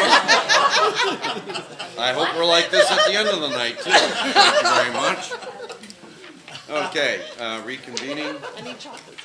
And Mr. Giovanni. Thank you for giving me the opportunity to take a little pause, make sure we get this right. There are 4 line items that are involved here. Before we go to that, I'd like to state the percent increase that we were before this amendment, if that's okay? That's fine. Just to make sure, we're doing apples to apples here. So Mr. Lawson's opening 2 motions had gotten us to the 314. Since then, we had 2 separate motions that passed, each in the amount of $100,000 apiece. So with those motions, our new budget is $64,787,666, and the increase percent is 2.83%. That gets us caught up to before the recess. The new motion is falling back. I don't know how you want to handle this. Do you want me to? We haven't approved it yet, right? If it passes, what we Right. There are 4 line items, and the result of them is a net decrease to the budget of $89,000. So if you want to open it back up for a question, and then when it comes time for the, Well, can we find out what, if we did reduce it, what it brings it to? yes, so with the change, with the additional change of $89,000, that would bring us down to $64,698,666, and that's a 2.70. And the total dollar amount reduction, if that passed with the 89,000, not the Yes. percentage, would be how much? The reduction, The dollar amount. the dollar amount is $89,000. The Total reduction. dollar amount reduction. 89, 100, 100. Oh, yes. The total is $366,630 if this current motion was to pass. I've already spoken my motion, so I'll open it Yeah, up. any- Who seconded it? Somebody did. Oh, Okay. Yeah, Bill did. Let's start this way. Does everybody understand? Years ago, there. I was actually hoping for a little clarification on the motion. Sure. In layman's terms, maybe. My understanding of it is that we are zeroing out the capital, and then we are ultimately, for any of these projects that need to be done, they're gonna come before the board, and then we're gonna have to take them to the town. Is that correct? Or line by, my particular intention was, just from my viewpoint, many of these, if not all of them, have quite a bit of validity, and they're gonna have to be done on some level. But maybe there are other ways to fund them. Have we explored them? How do we review them? And I think that we need to take a look at that. And I just looked at also the dollar amount in our capital reserve, even if when our end of the year balance is posted, it is still half of what we're accustomed it to being. And I was uncomfortable drawing that down, because if we have a large expenditure, we're in trouble. I understand those large expenditures. So, it concerns me just for time, the time between our meeting and the town council meetings and the Board of Finance meetings. That concerns me, honestly. But at the same time, it's my understanding that this is how it used to be done and it worked. And it would also maybe give us more of an advantage. Like, for example, instead of just a $20,000 smart board refresh, we could maybe have a more of an understanding of when it's happening and what's actually being refreshed and where it's being refreshed, and I think that would be good. So, thank you for the clarification. Any other questions or comments? But just not to belabor this, to be really transparent, this is not an easy one, because there's a lot of heavy lifting, that if we do this, we then have to follow up with these items through processes to make sure that we're doing our due diligence. This would not take effect until obviously the next fiscal season, so who knows, between now and the end of June, maybe we can have some trade-off, but there is some liability here, because we have some these are valid expenditures to some degree. But we have done it in the past, it's worked well, and perhaps with a collaboration and a little bit more definition of these, take a look at it. Any other questions or comments? Those in favor? It's unanimous. Thank you. Also, okay, any other amendments to entertain? Mr. Shem? I'm on page 34, if that helps. It helps. Thanks. And I know there was some kind of realignment here, but I'm looking at ELE, the second to last line on the bottom, ELE 32040, object 56100. 34, page 34, sorry. I'm sorry, JT?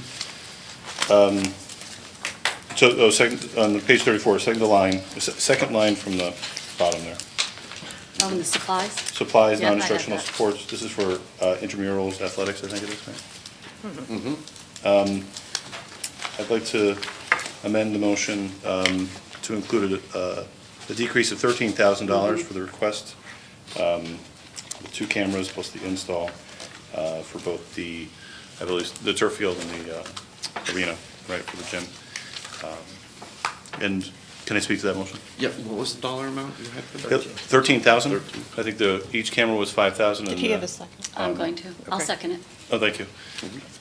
Each camera's 5,000, and the install, I think, was for each was 1,500. So that brings it to a total of 13,000. In speaking to that, I'm a little concerned how it got rolled into this line to begin with. The 610 is not necessarily an expenditure. There's kind of there's a catch-all for all these supplies. It's equipment. I have concerns with that, but my concerns for the reduction is not necessarily that, but I believe you've probably all heard me say this before. There's the need to have, there's the nice to have, and there's the need to have. And this is a need to have, I will say, but I don't necessarily think it's a need to have. And for all the needs we have in this budget, this need to have, I have to put it into that bin. And I would love if, we could have, the community help support that, maybe through sponsorship to do that, and to have, we have a pretty active booster club, MVP SOS, I'm thinking too. I'm even thinking maybe the waste management, settlement funds could help pay for that. So I think we have a lot of different revenue options that could be explored. But again, I've been this in the need to have. And I also, playing this out too, I know that we use the Huddle program that's actually required for us to participate for some of the sports and athletics. That's also a competing platform for cameras too, and that might actually integrate better with what we do. But again, I don't really, this is not my wheelhouse, but anyway, that's part of my logic here. Thank you. Wendy? I had this on my list as well, for pretty much the same reasons. I think it would be great, but there's just we just can't do it. And I did not have the opportunity to explore this. I was looking at some other things. There might be some other ways, partnering with Charter or Frontier, someone who might get involved in something like this, or outside funding, because it is it would be a great project. So I'll support that. Any other discussion?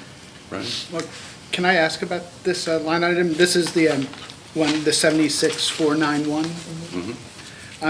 I would actually, I had it on my list to reduce that even further, and not just the cameras, but also I was hoping to, and I don't know if I can Can I make Say, a, we'll finish this motion. that I would close this We'll motion and find- come back we'll do and this motion take and an we'll be additional out of the happy line to, item. Okay. So you could entertain. speak to your own motion. Okay, thank you.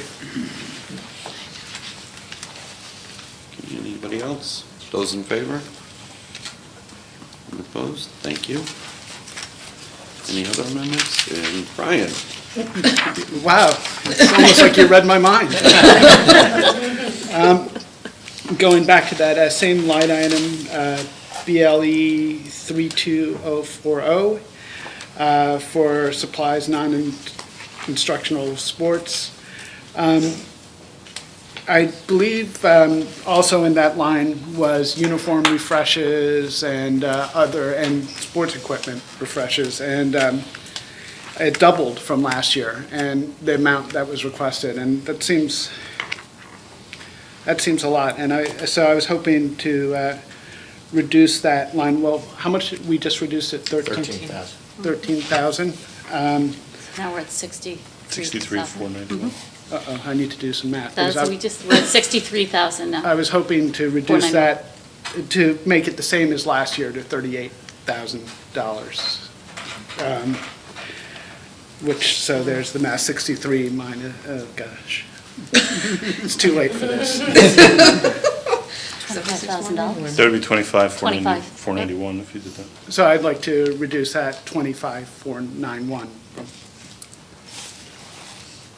I'll second it. Thank you.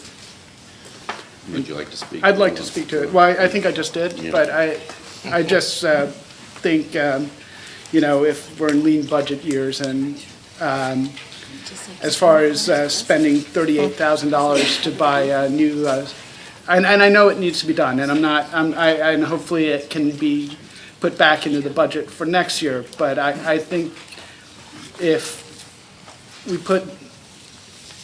we can't get back all what we took from last year in one shot. So I think it would be fair that we give the same amount of money towards refreshing those uniforms and those sport supplies as we did last year. Thank you. Angie? I know I was the first one to say we need to make hard choices. And I know we have some people that think the high school gets too much money as it is, but I do want to remind people, every kid's going to be in the high school at some point or another. Also, when you get to the high school, you have other interests students take on, in a lot of instances, drugs, sex, maybe rock and roll, I'm kidding. But I think sports are a good way to keep some students grounded. And I don't want to see us devastate the sports program. Our uniforms are representation to other schools. I can tell you, having a kid that plays soccer, a lot of those soccer uniforms that are white are really green because grass stains and things like that. Some kids don't wash their uniforms all season. So when you have a uniform 6, 7 years old and you get it, they're kind of nasty. Having said that, if there were a way that parents, especially if we don't do pay to play, maybe there's a way we can have parents purchase uniforms or something of that sort to help offset that cost. I will support this, but only because you all have been so cooperative with many other things.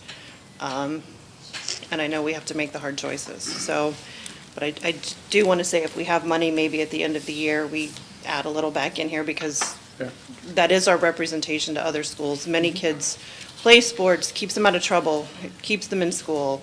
There's a lot of benefits to it, even though we have people who maybe think we spend too much on it. So that's my thought. Thank you.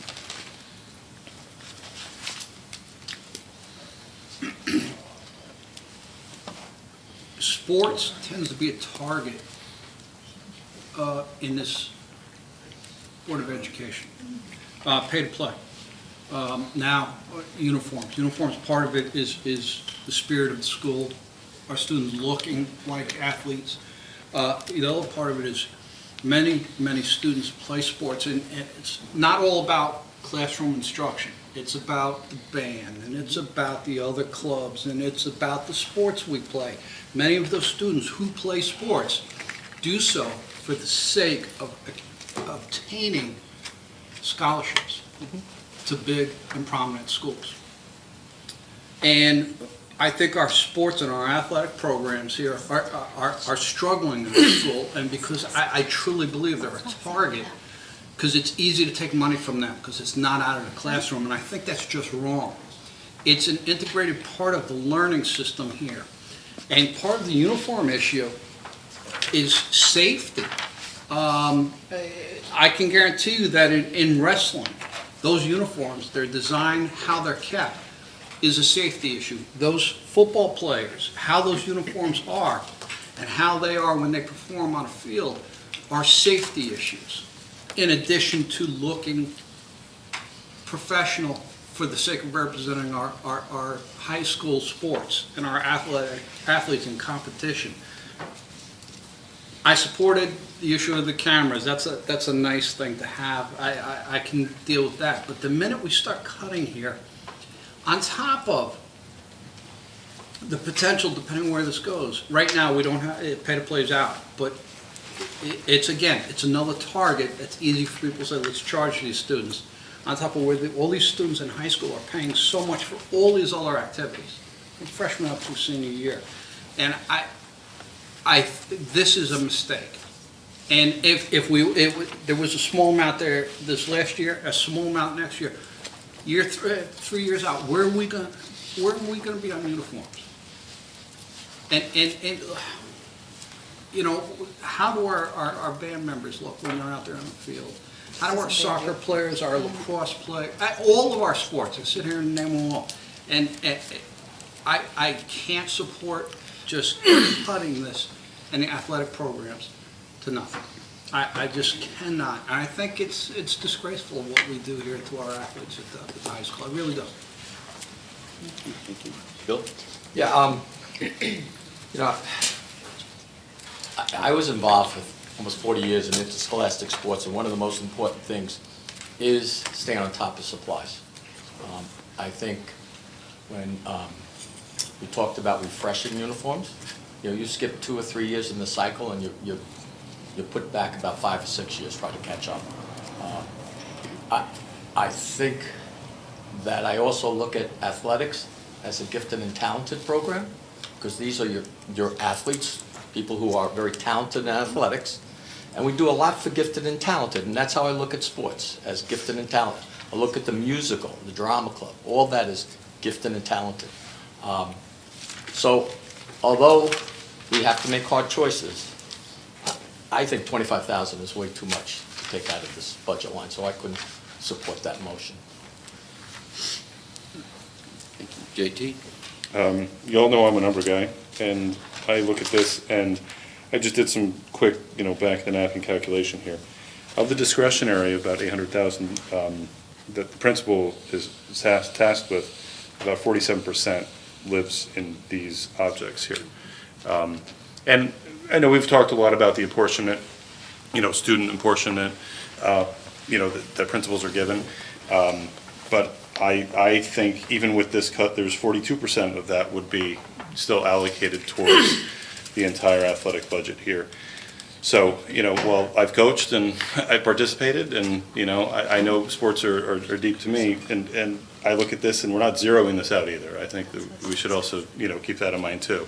We're bringing this back to a low level that we had this year, but again, nice to have and a need to have. These are nice to have. It's nice to have a new uniform. The reality is there's boards that have, I see teams that drag old uniforms out, and they go retro, and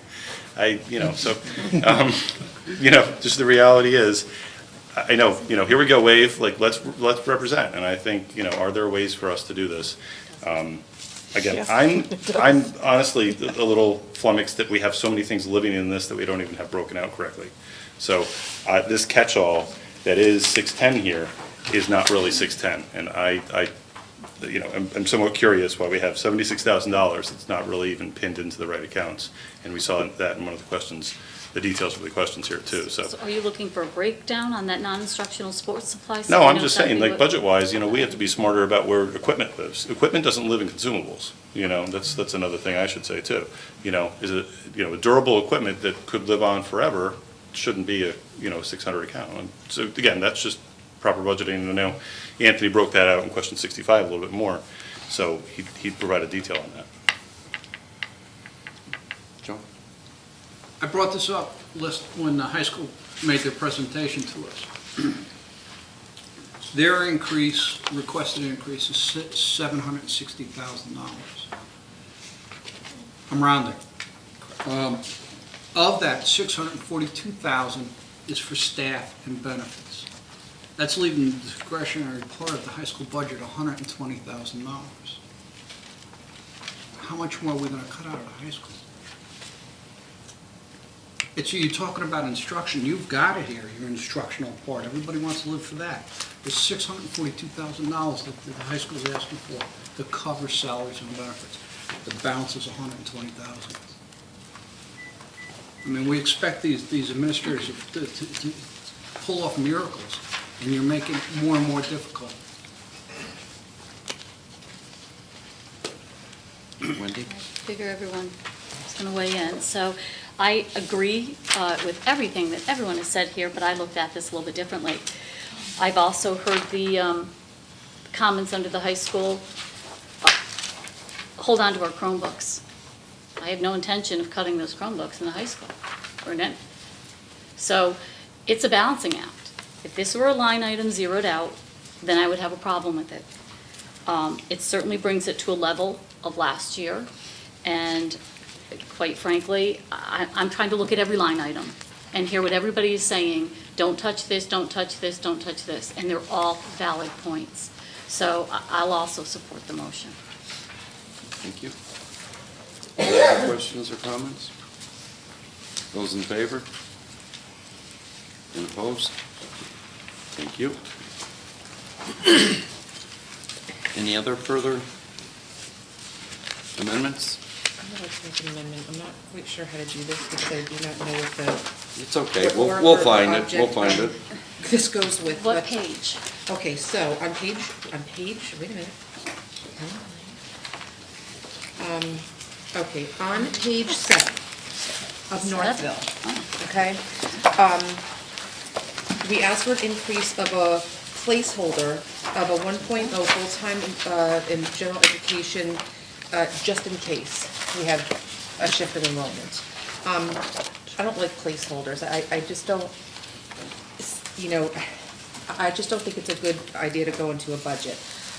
A bigger concern that I have is the 5th grade teacher at Sarah Noble.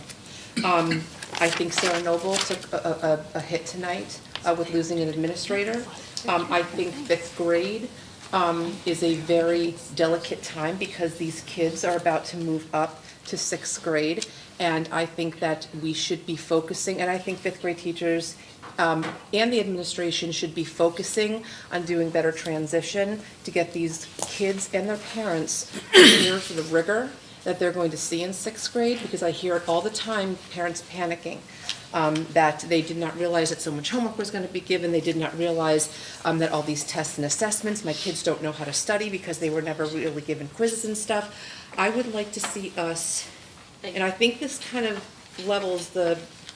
Are you putting a motion? Yeah, I'm putting a motion. I didn't mean that. Yeah, we need the motion, I didn't then mean we that can to discuss. discuss. Okay, I'm Anyway, sorry, I'm sorry. But before So the you're right. conversation, I'd like to see the my motion. motion is to get rid of this increase of a 1.0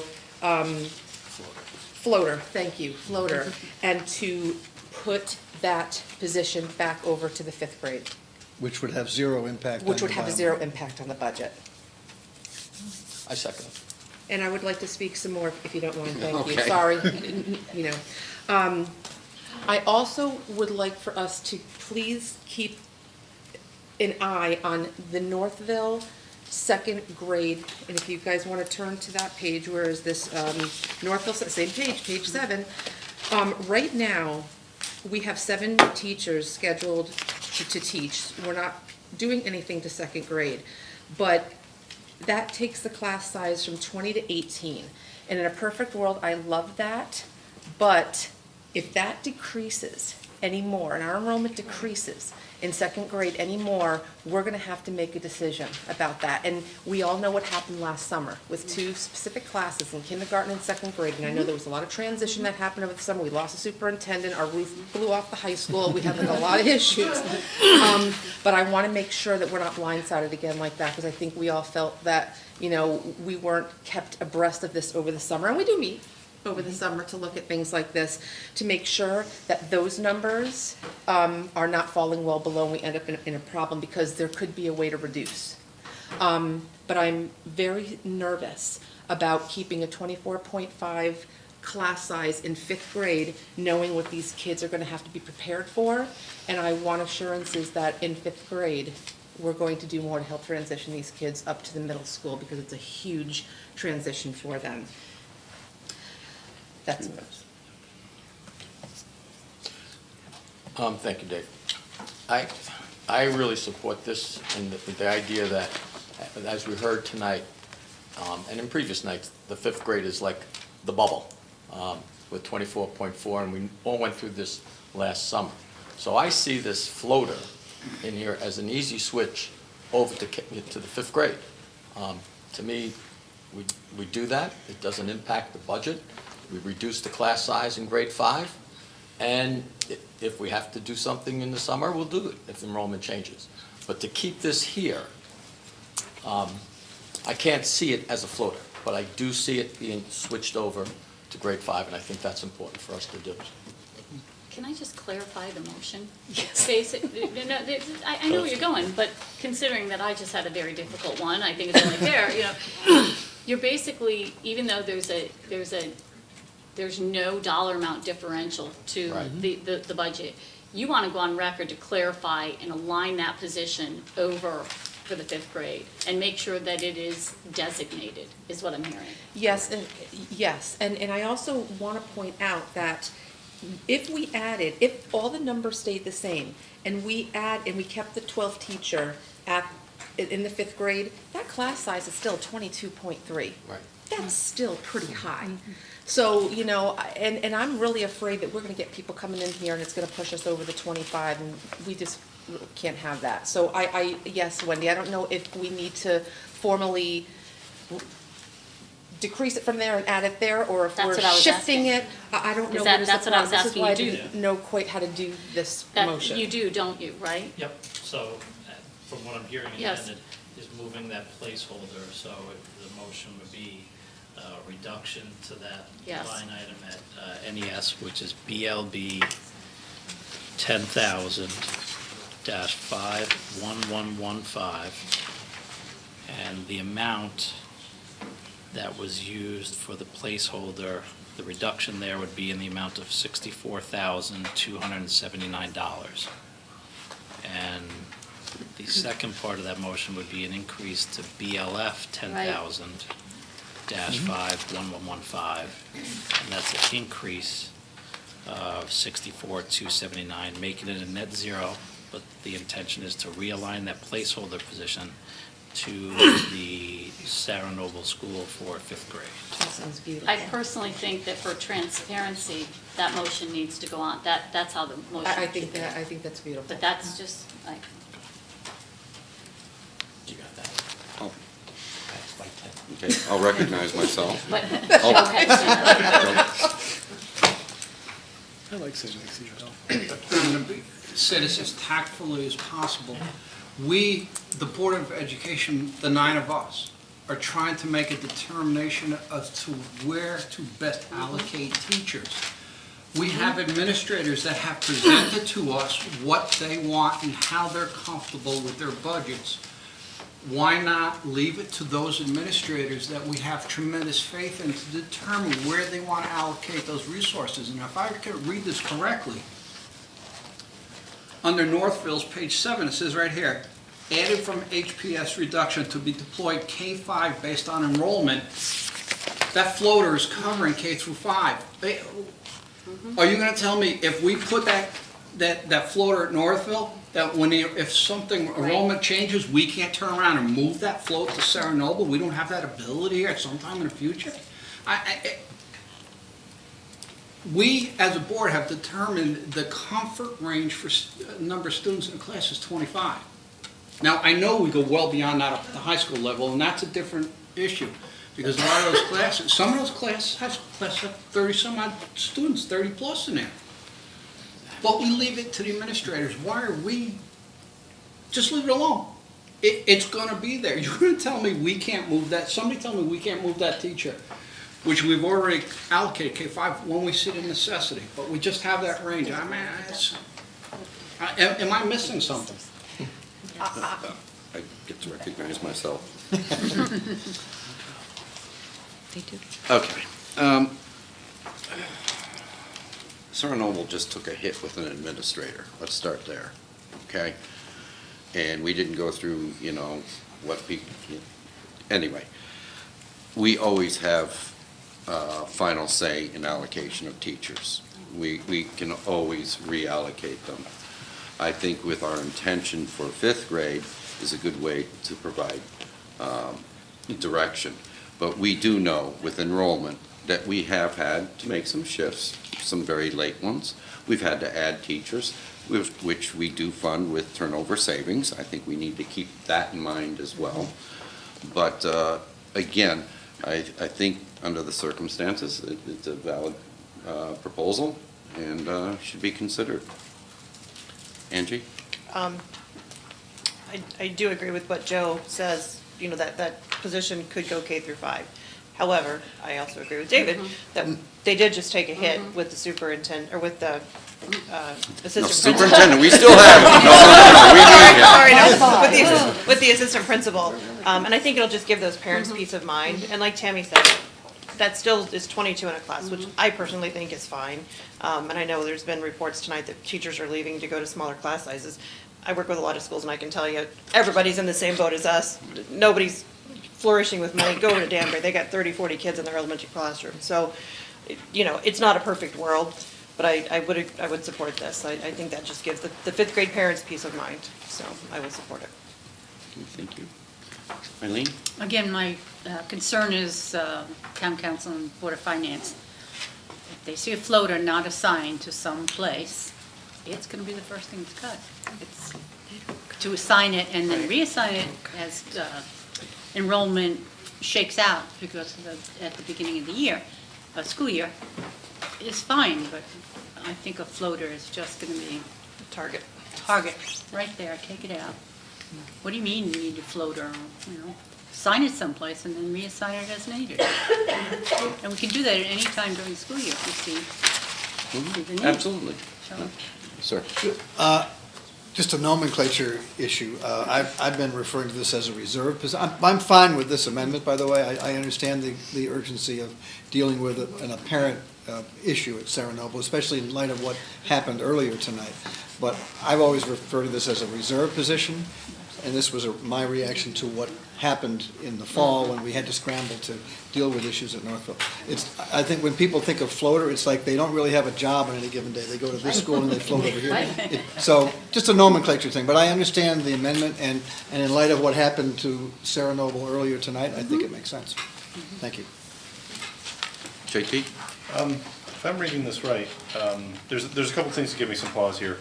One, and I think this has been mentioned earlier, the Northville and the Hill and Plain alignment is not necessarily, I'm always looking at parity. When we have two K2 schools, that's the only place we really need to absolutely critically look at parity.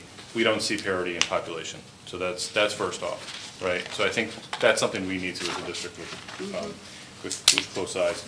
I get really concerned that, we've talked about this a little bit, October 1st enrollment numbers, and then what is, September 1st enrollment numbers for the next year. I look at what the numbers are this year, and, we had a groundswell of concern from the grade 2 team this year at Northville. And they made a pretty concerted case that they needed that additional teacher. Came through, multiple subcommittees presented here, made that case, and as a board, we were able to support that.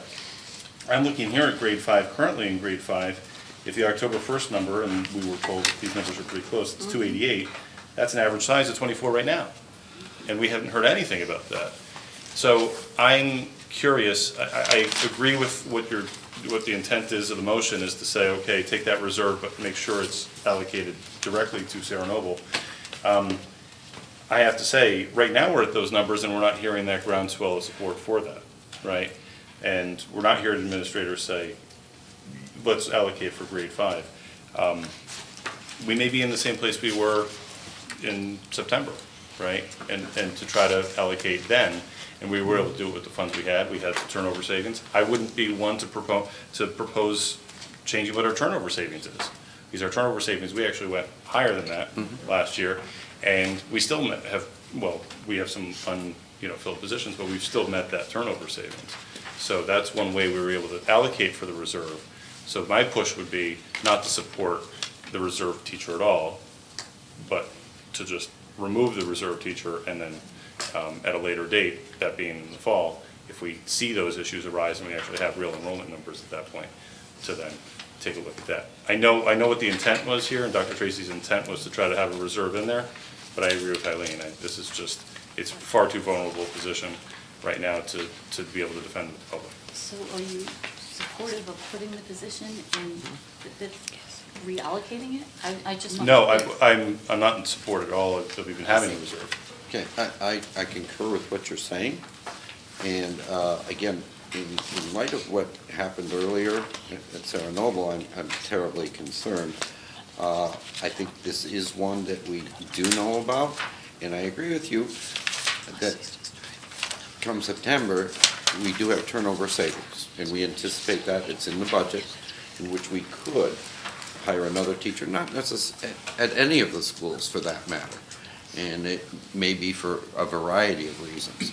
So at this point, I would support this because, well, that's where we're at with the enrollment there. And I'm for small. The big thing with class size, numbers, yes. I mean, the higher you get. But we also have to consider who's in the class. And I think that's the other thing, meaning student-wise.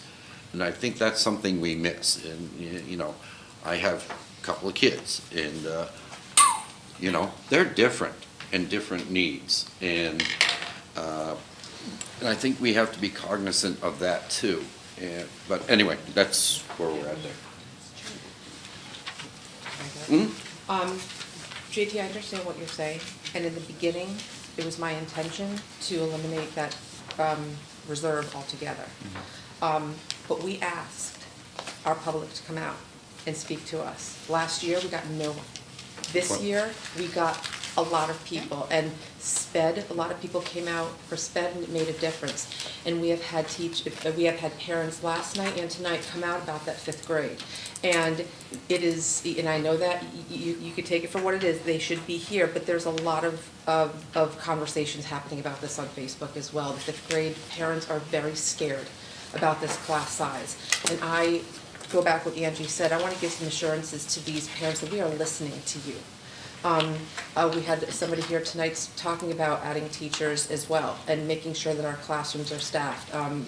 And we've done that by leveling our administration. I think we need to pay attention to this, and I do want to provide some peace of mind to these parents who are very upset. That is a large class size, and I think that we do need to take care of this, considering especially that it is grade 5 and the transition that's about to happen. Wendy. I'll be short and sweet. I'm supporting it for there's 2 reasons. It is really cost neutral to the budget when you look at it. And this year, we also, as the board may recall, had many critiques about why are you adding a teacher after the budget? We have an opportunity right now to look at this and address it in a transparent forum and say, we recognize this. This is a cost neutral move. Granted, every situation is different, but I just think this is a better way to go around. So I think it's the right move to make. Dr. Tracy? Just to clarify, this amendment, if adopted, would restore the Sarah Noble 5th grade faculty complement to the 12 that it is now. Mm-hmm. Okay.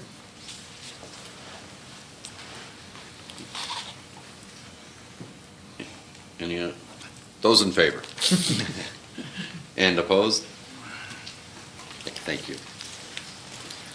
Okay, any other amendments? Let me see. Could we have an update where, well, that was. Well, I'd possibly like to offer one while we're here.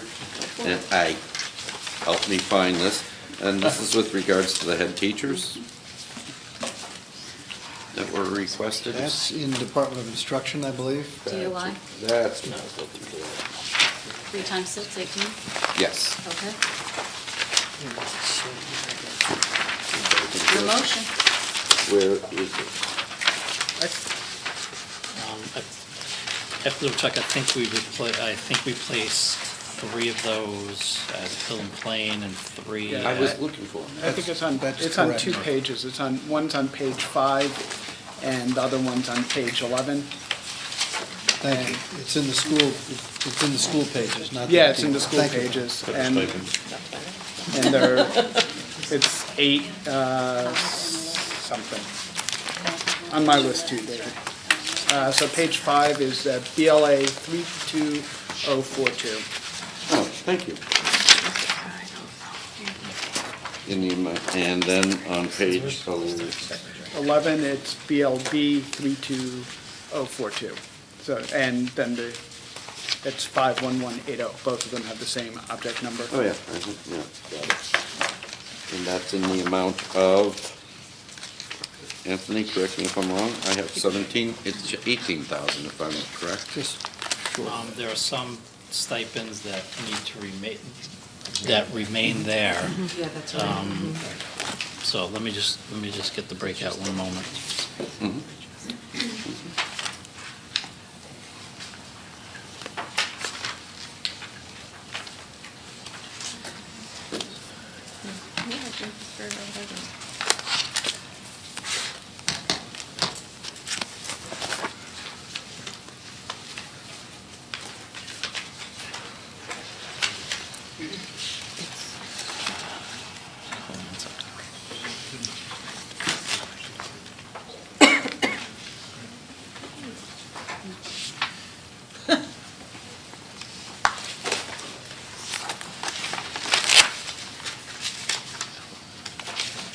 So at Hill and Plain,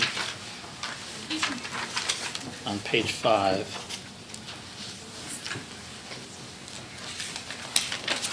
the whole increase there is associated with the increase there, the $8,793. That's tied to 3 head teacher stipends at $2,931 each. So that's 8,793? Correct. So the full amount is the head teacher. Well, the full amount of the increase Okay. is for the head teachers. Mm-hmm, Yeah. okay, and then, The same thing at, Yep. Yep. So if you reduced, just taking the Hill Plain one, for example, if you reduced it by the $8,793, that would still leave the $992 there, mhm, making it flat year to year. Okay. okay, so it's the, what is it, 16, Increase. 17, I'm sorry? 17,586. 17,856. Yep, split across, 17. There we are. 17,586. Split across 2 budget lines, one at NES, one at HPS. Okay, any discussion? Do you have a second? Mhm. Who was second? You need a second. I thought you seconded it. I'll second that. Oh, I'm sorry. Now that I'm pressured, I mean, JT wanted to, unless you want to speak to, you made the motion. Do you want to speak? JT? I would support the reduction. I have a Yes. question for Ally. Yes. Do these head teacher stipends, do they live in the bargaining agreement? Yes, They do? yeah. So for K2 or? They're new for K2. We have them at Sarah Noble, we have them at Scatticook, and we were proposing to put them in to help with the instructional piece Okay. for So they're K2. there's existing language. They're in the yes, there is. Which doesn't require that you have them, it just tells you what they cost if you choose to have them. Right, okay. No, thank you. Any others? No, maybe? There's no. Okay, those in favor? Unopposed? Thank you. Any other amendments? Anthony, we're getting requests. Sure, give me one moment here to catch up.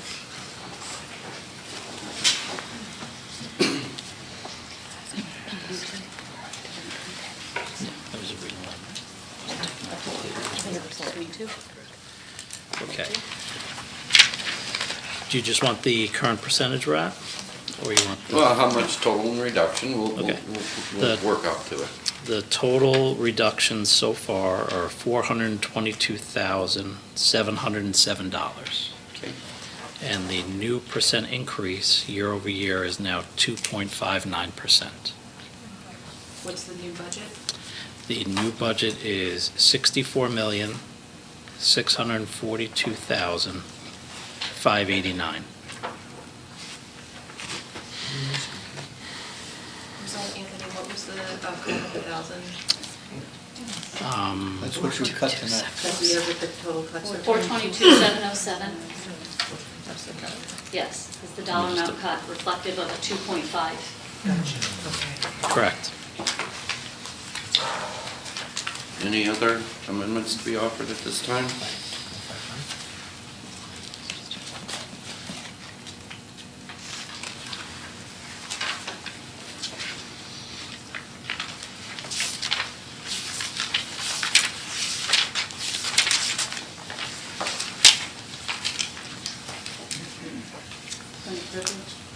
Yes.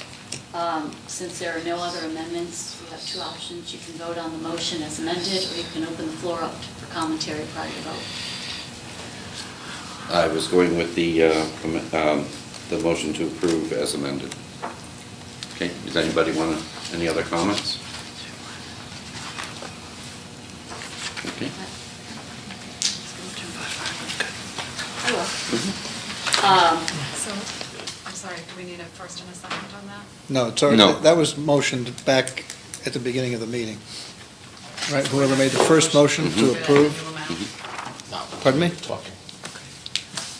Did you put a motion on the floor? I did not, no. I'll do that right now. As amended? Right. And then you'll open it up for discussion? Right. Got it, go ahead. Okay. Okay, there was, if I might just say, there was a motion at the beginning of the evening. to Yeah, adopt the we budget amended. We're all as set, proposed. yeah. So that motion's already there. Yeah. And then Okay. we vote on the final as Yep. amended, yep. I need a motion to approve the superintendent's proposed 2019-2020 budget as amended in the amount of $64,642,589. So moved. Second.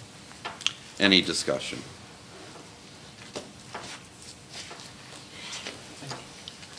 Yes. I know it's a long night. You'll obviously see the vote as we go through. I will be supporting this budget. I came in here with a different viewpoint, we all do. There was a lot of give and take here. There was a lot of give and take here, and there's nobody that got what they wanted. I am comfortable with defending this, and I will support it. Thank you. Again, I think the collaboration, step one, accomplished. And I look forward to step 2 and 3 and 4. And I'm very confident we only that have we one can do it. And again, I know budgets are very, very trying times. We do as best we can, and support the students that we have and staff as best we can and while taking care of the building. So thank you very much, everybody. All right, anybody else? Those in favor? Oh, No. JT had a comment. Yay. It's always I one. just want to turn and thank the public, for 4 nights, and I know I kind of lambasted the public last year. And I apologize for that, and because we got to the same point last year, this night, and not a single member of the public came out to speak, and a much different result this year. I don't know if that has anything to do with it, but I think I want to thank the public for that. People who were involved and know that what we do here, we take really seriously. And to have that collaboration across the entire table here, I think is really important. So again, we thank the public for that, and at the same time, we want the public to know, we've got this transparent document they can look at as well, and they can take a look at. We need to what's adopt it proposed, first. Right? Oh, yeah, true. Sorry, okay. I can be good. Thank you. Okay, those in favor? And that's unanimous. Thank you very much. I need job, everyone. I need a motion to adjourn. Second. Everybody wants I want 2 more nights of this, so I'm not going to raise my hand. No, yeah, well, you are going to be outvoted.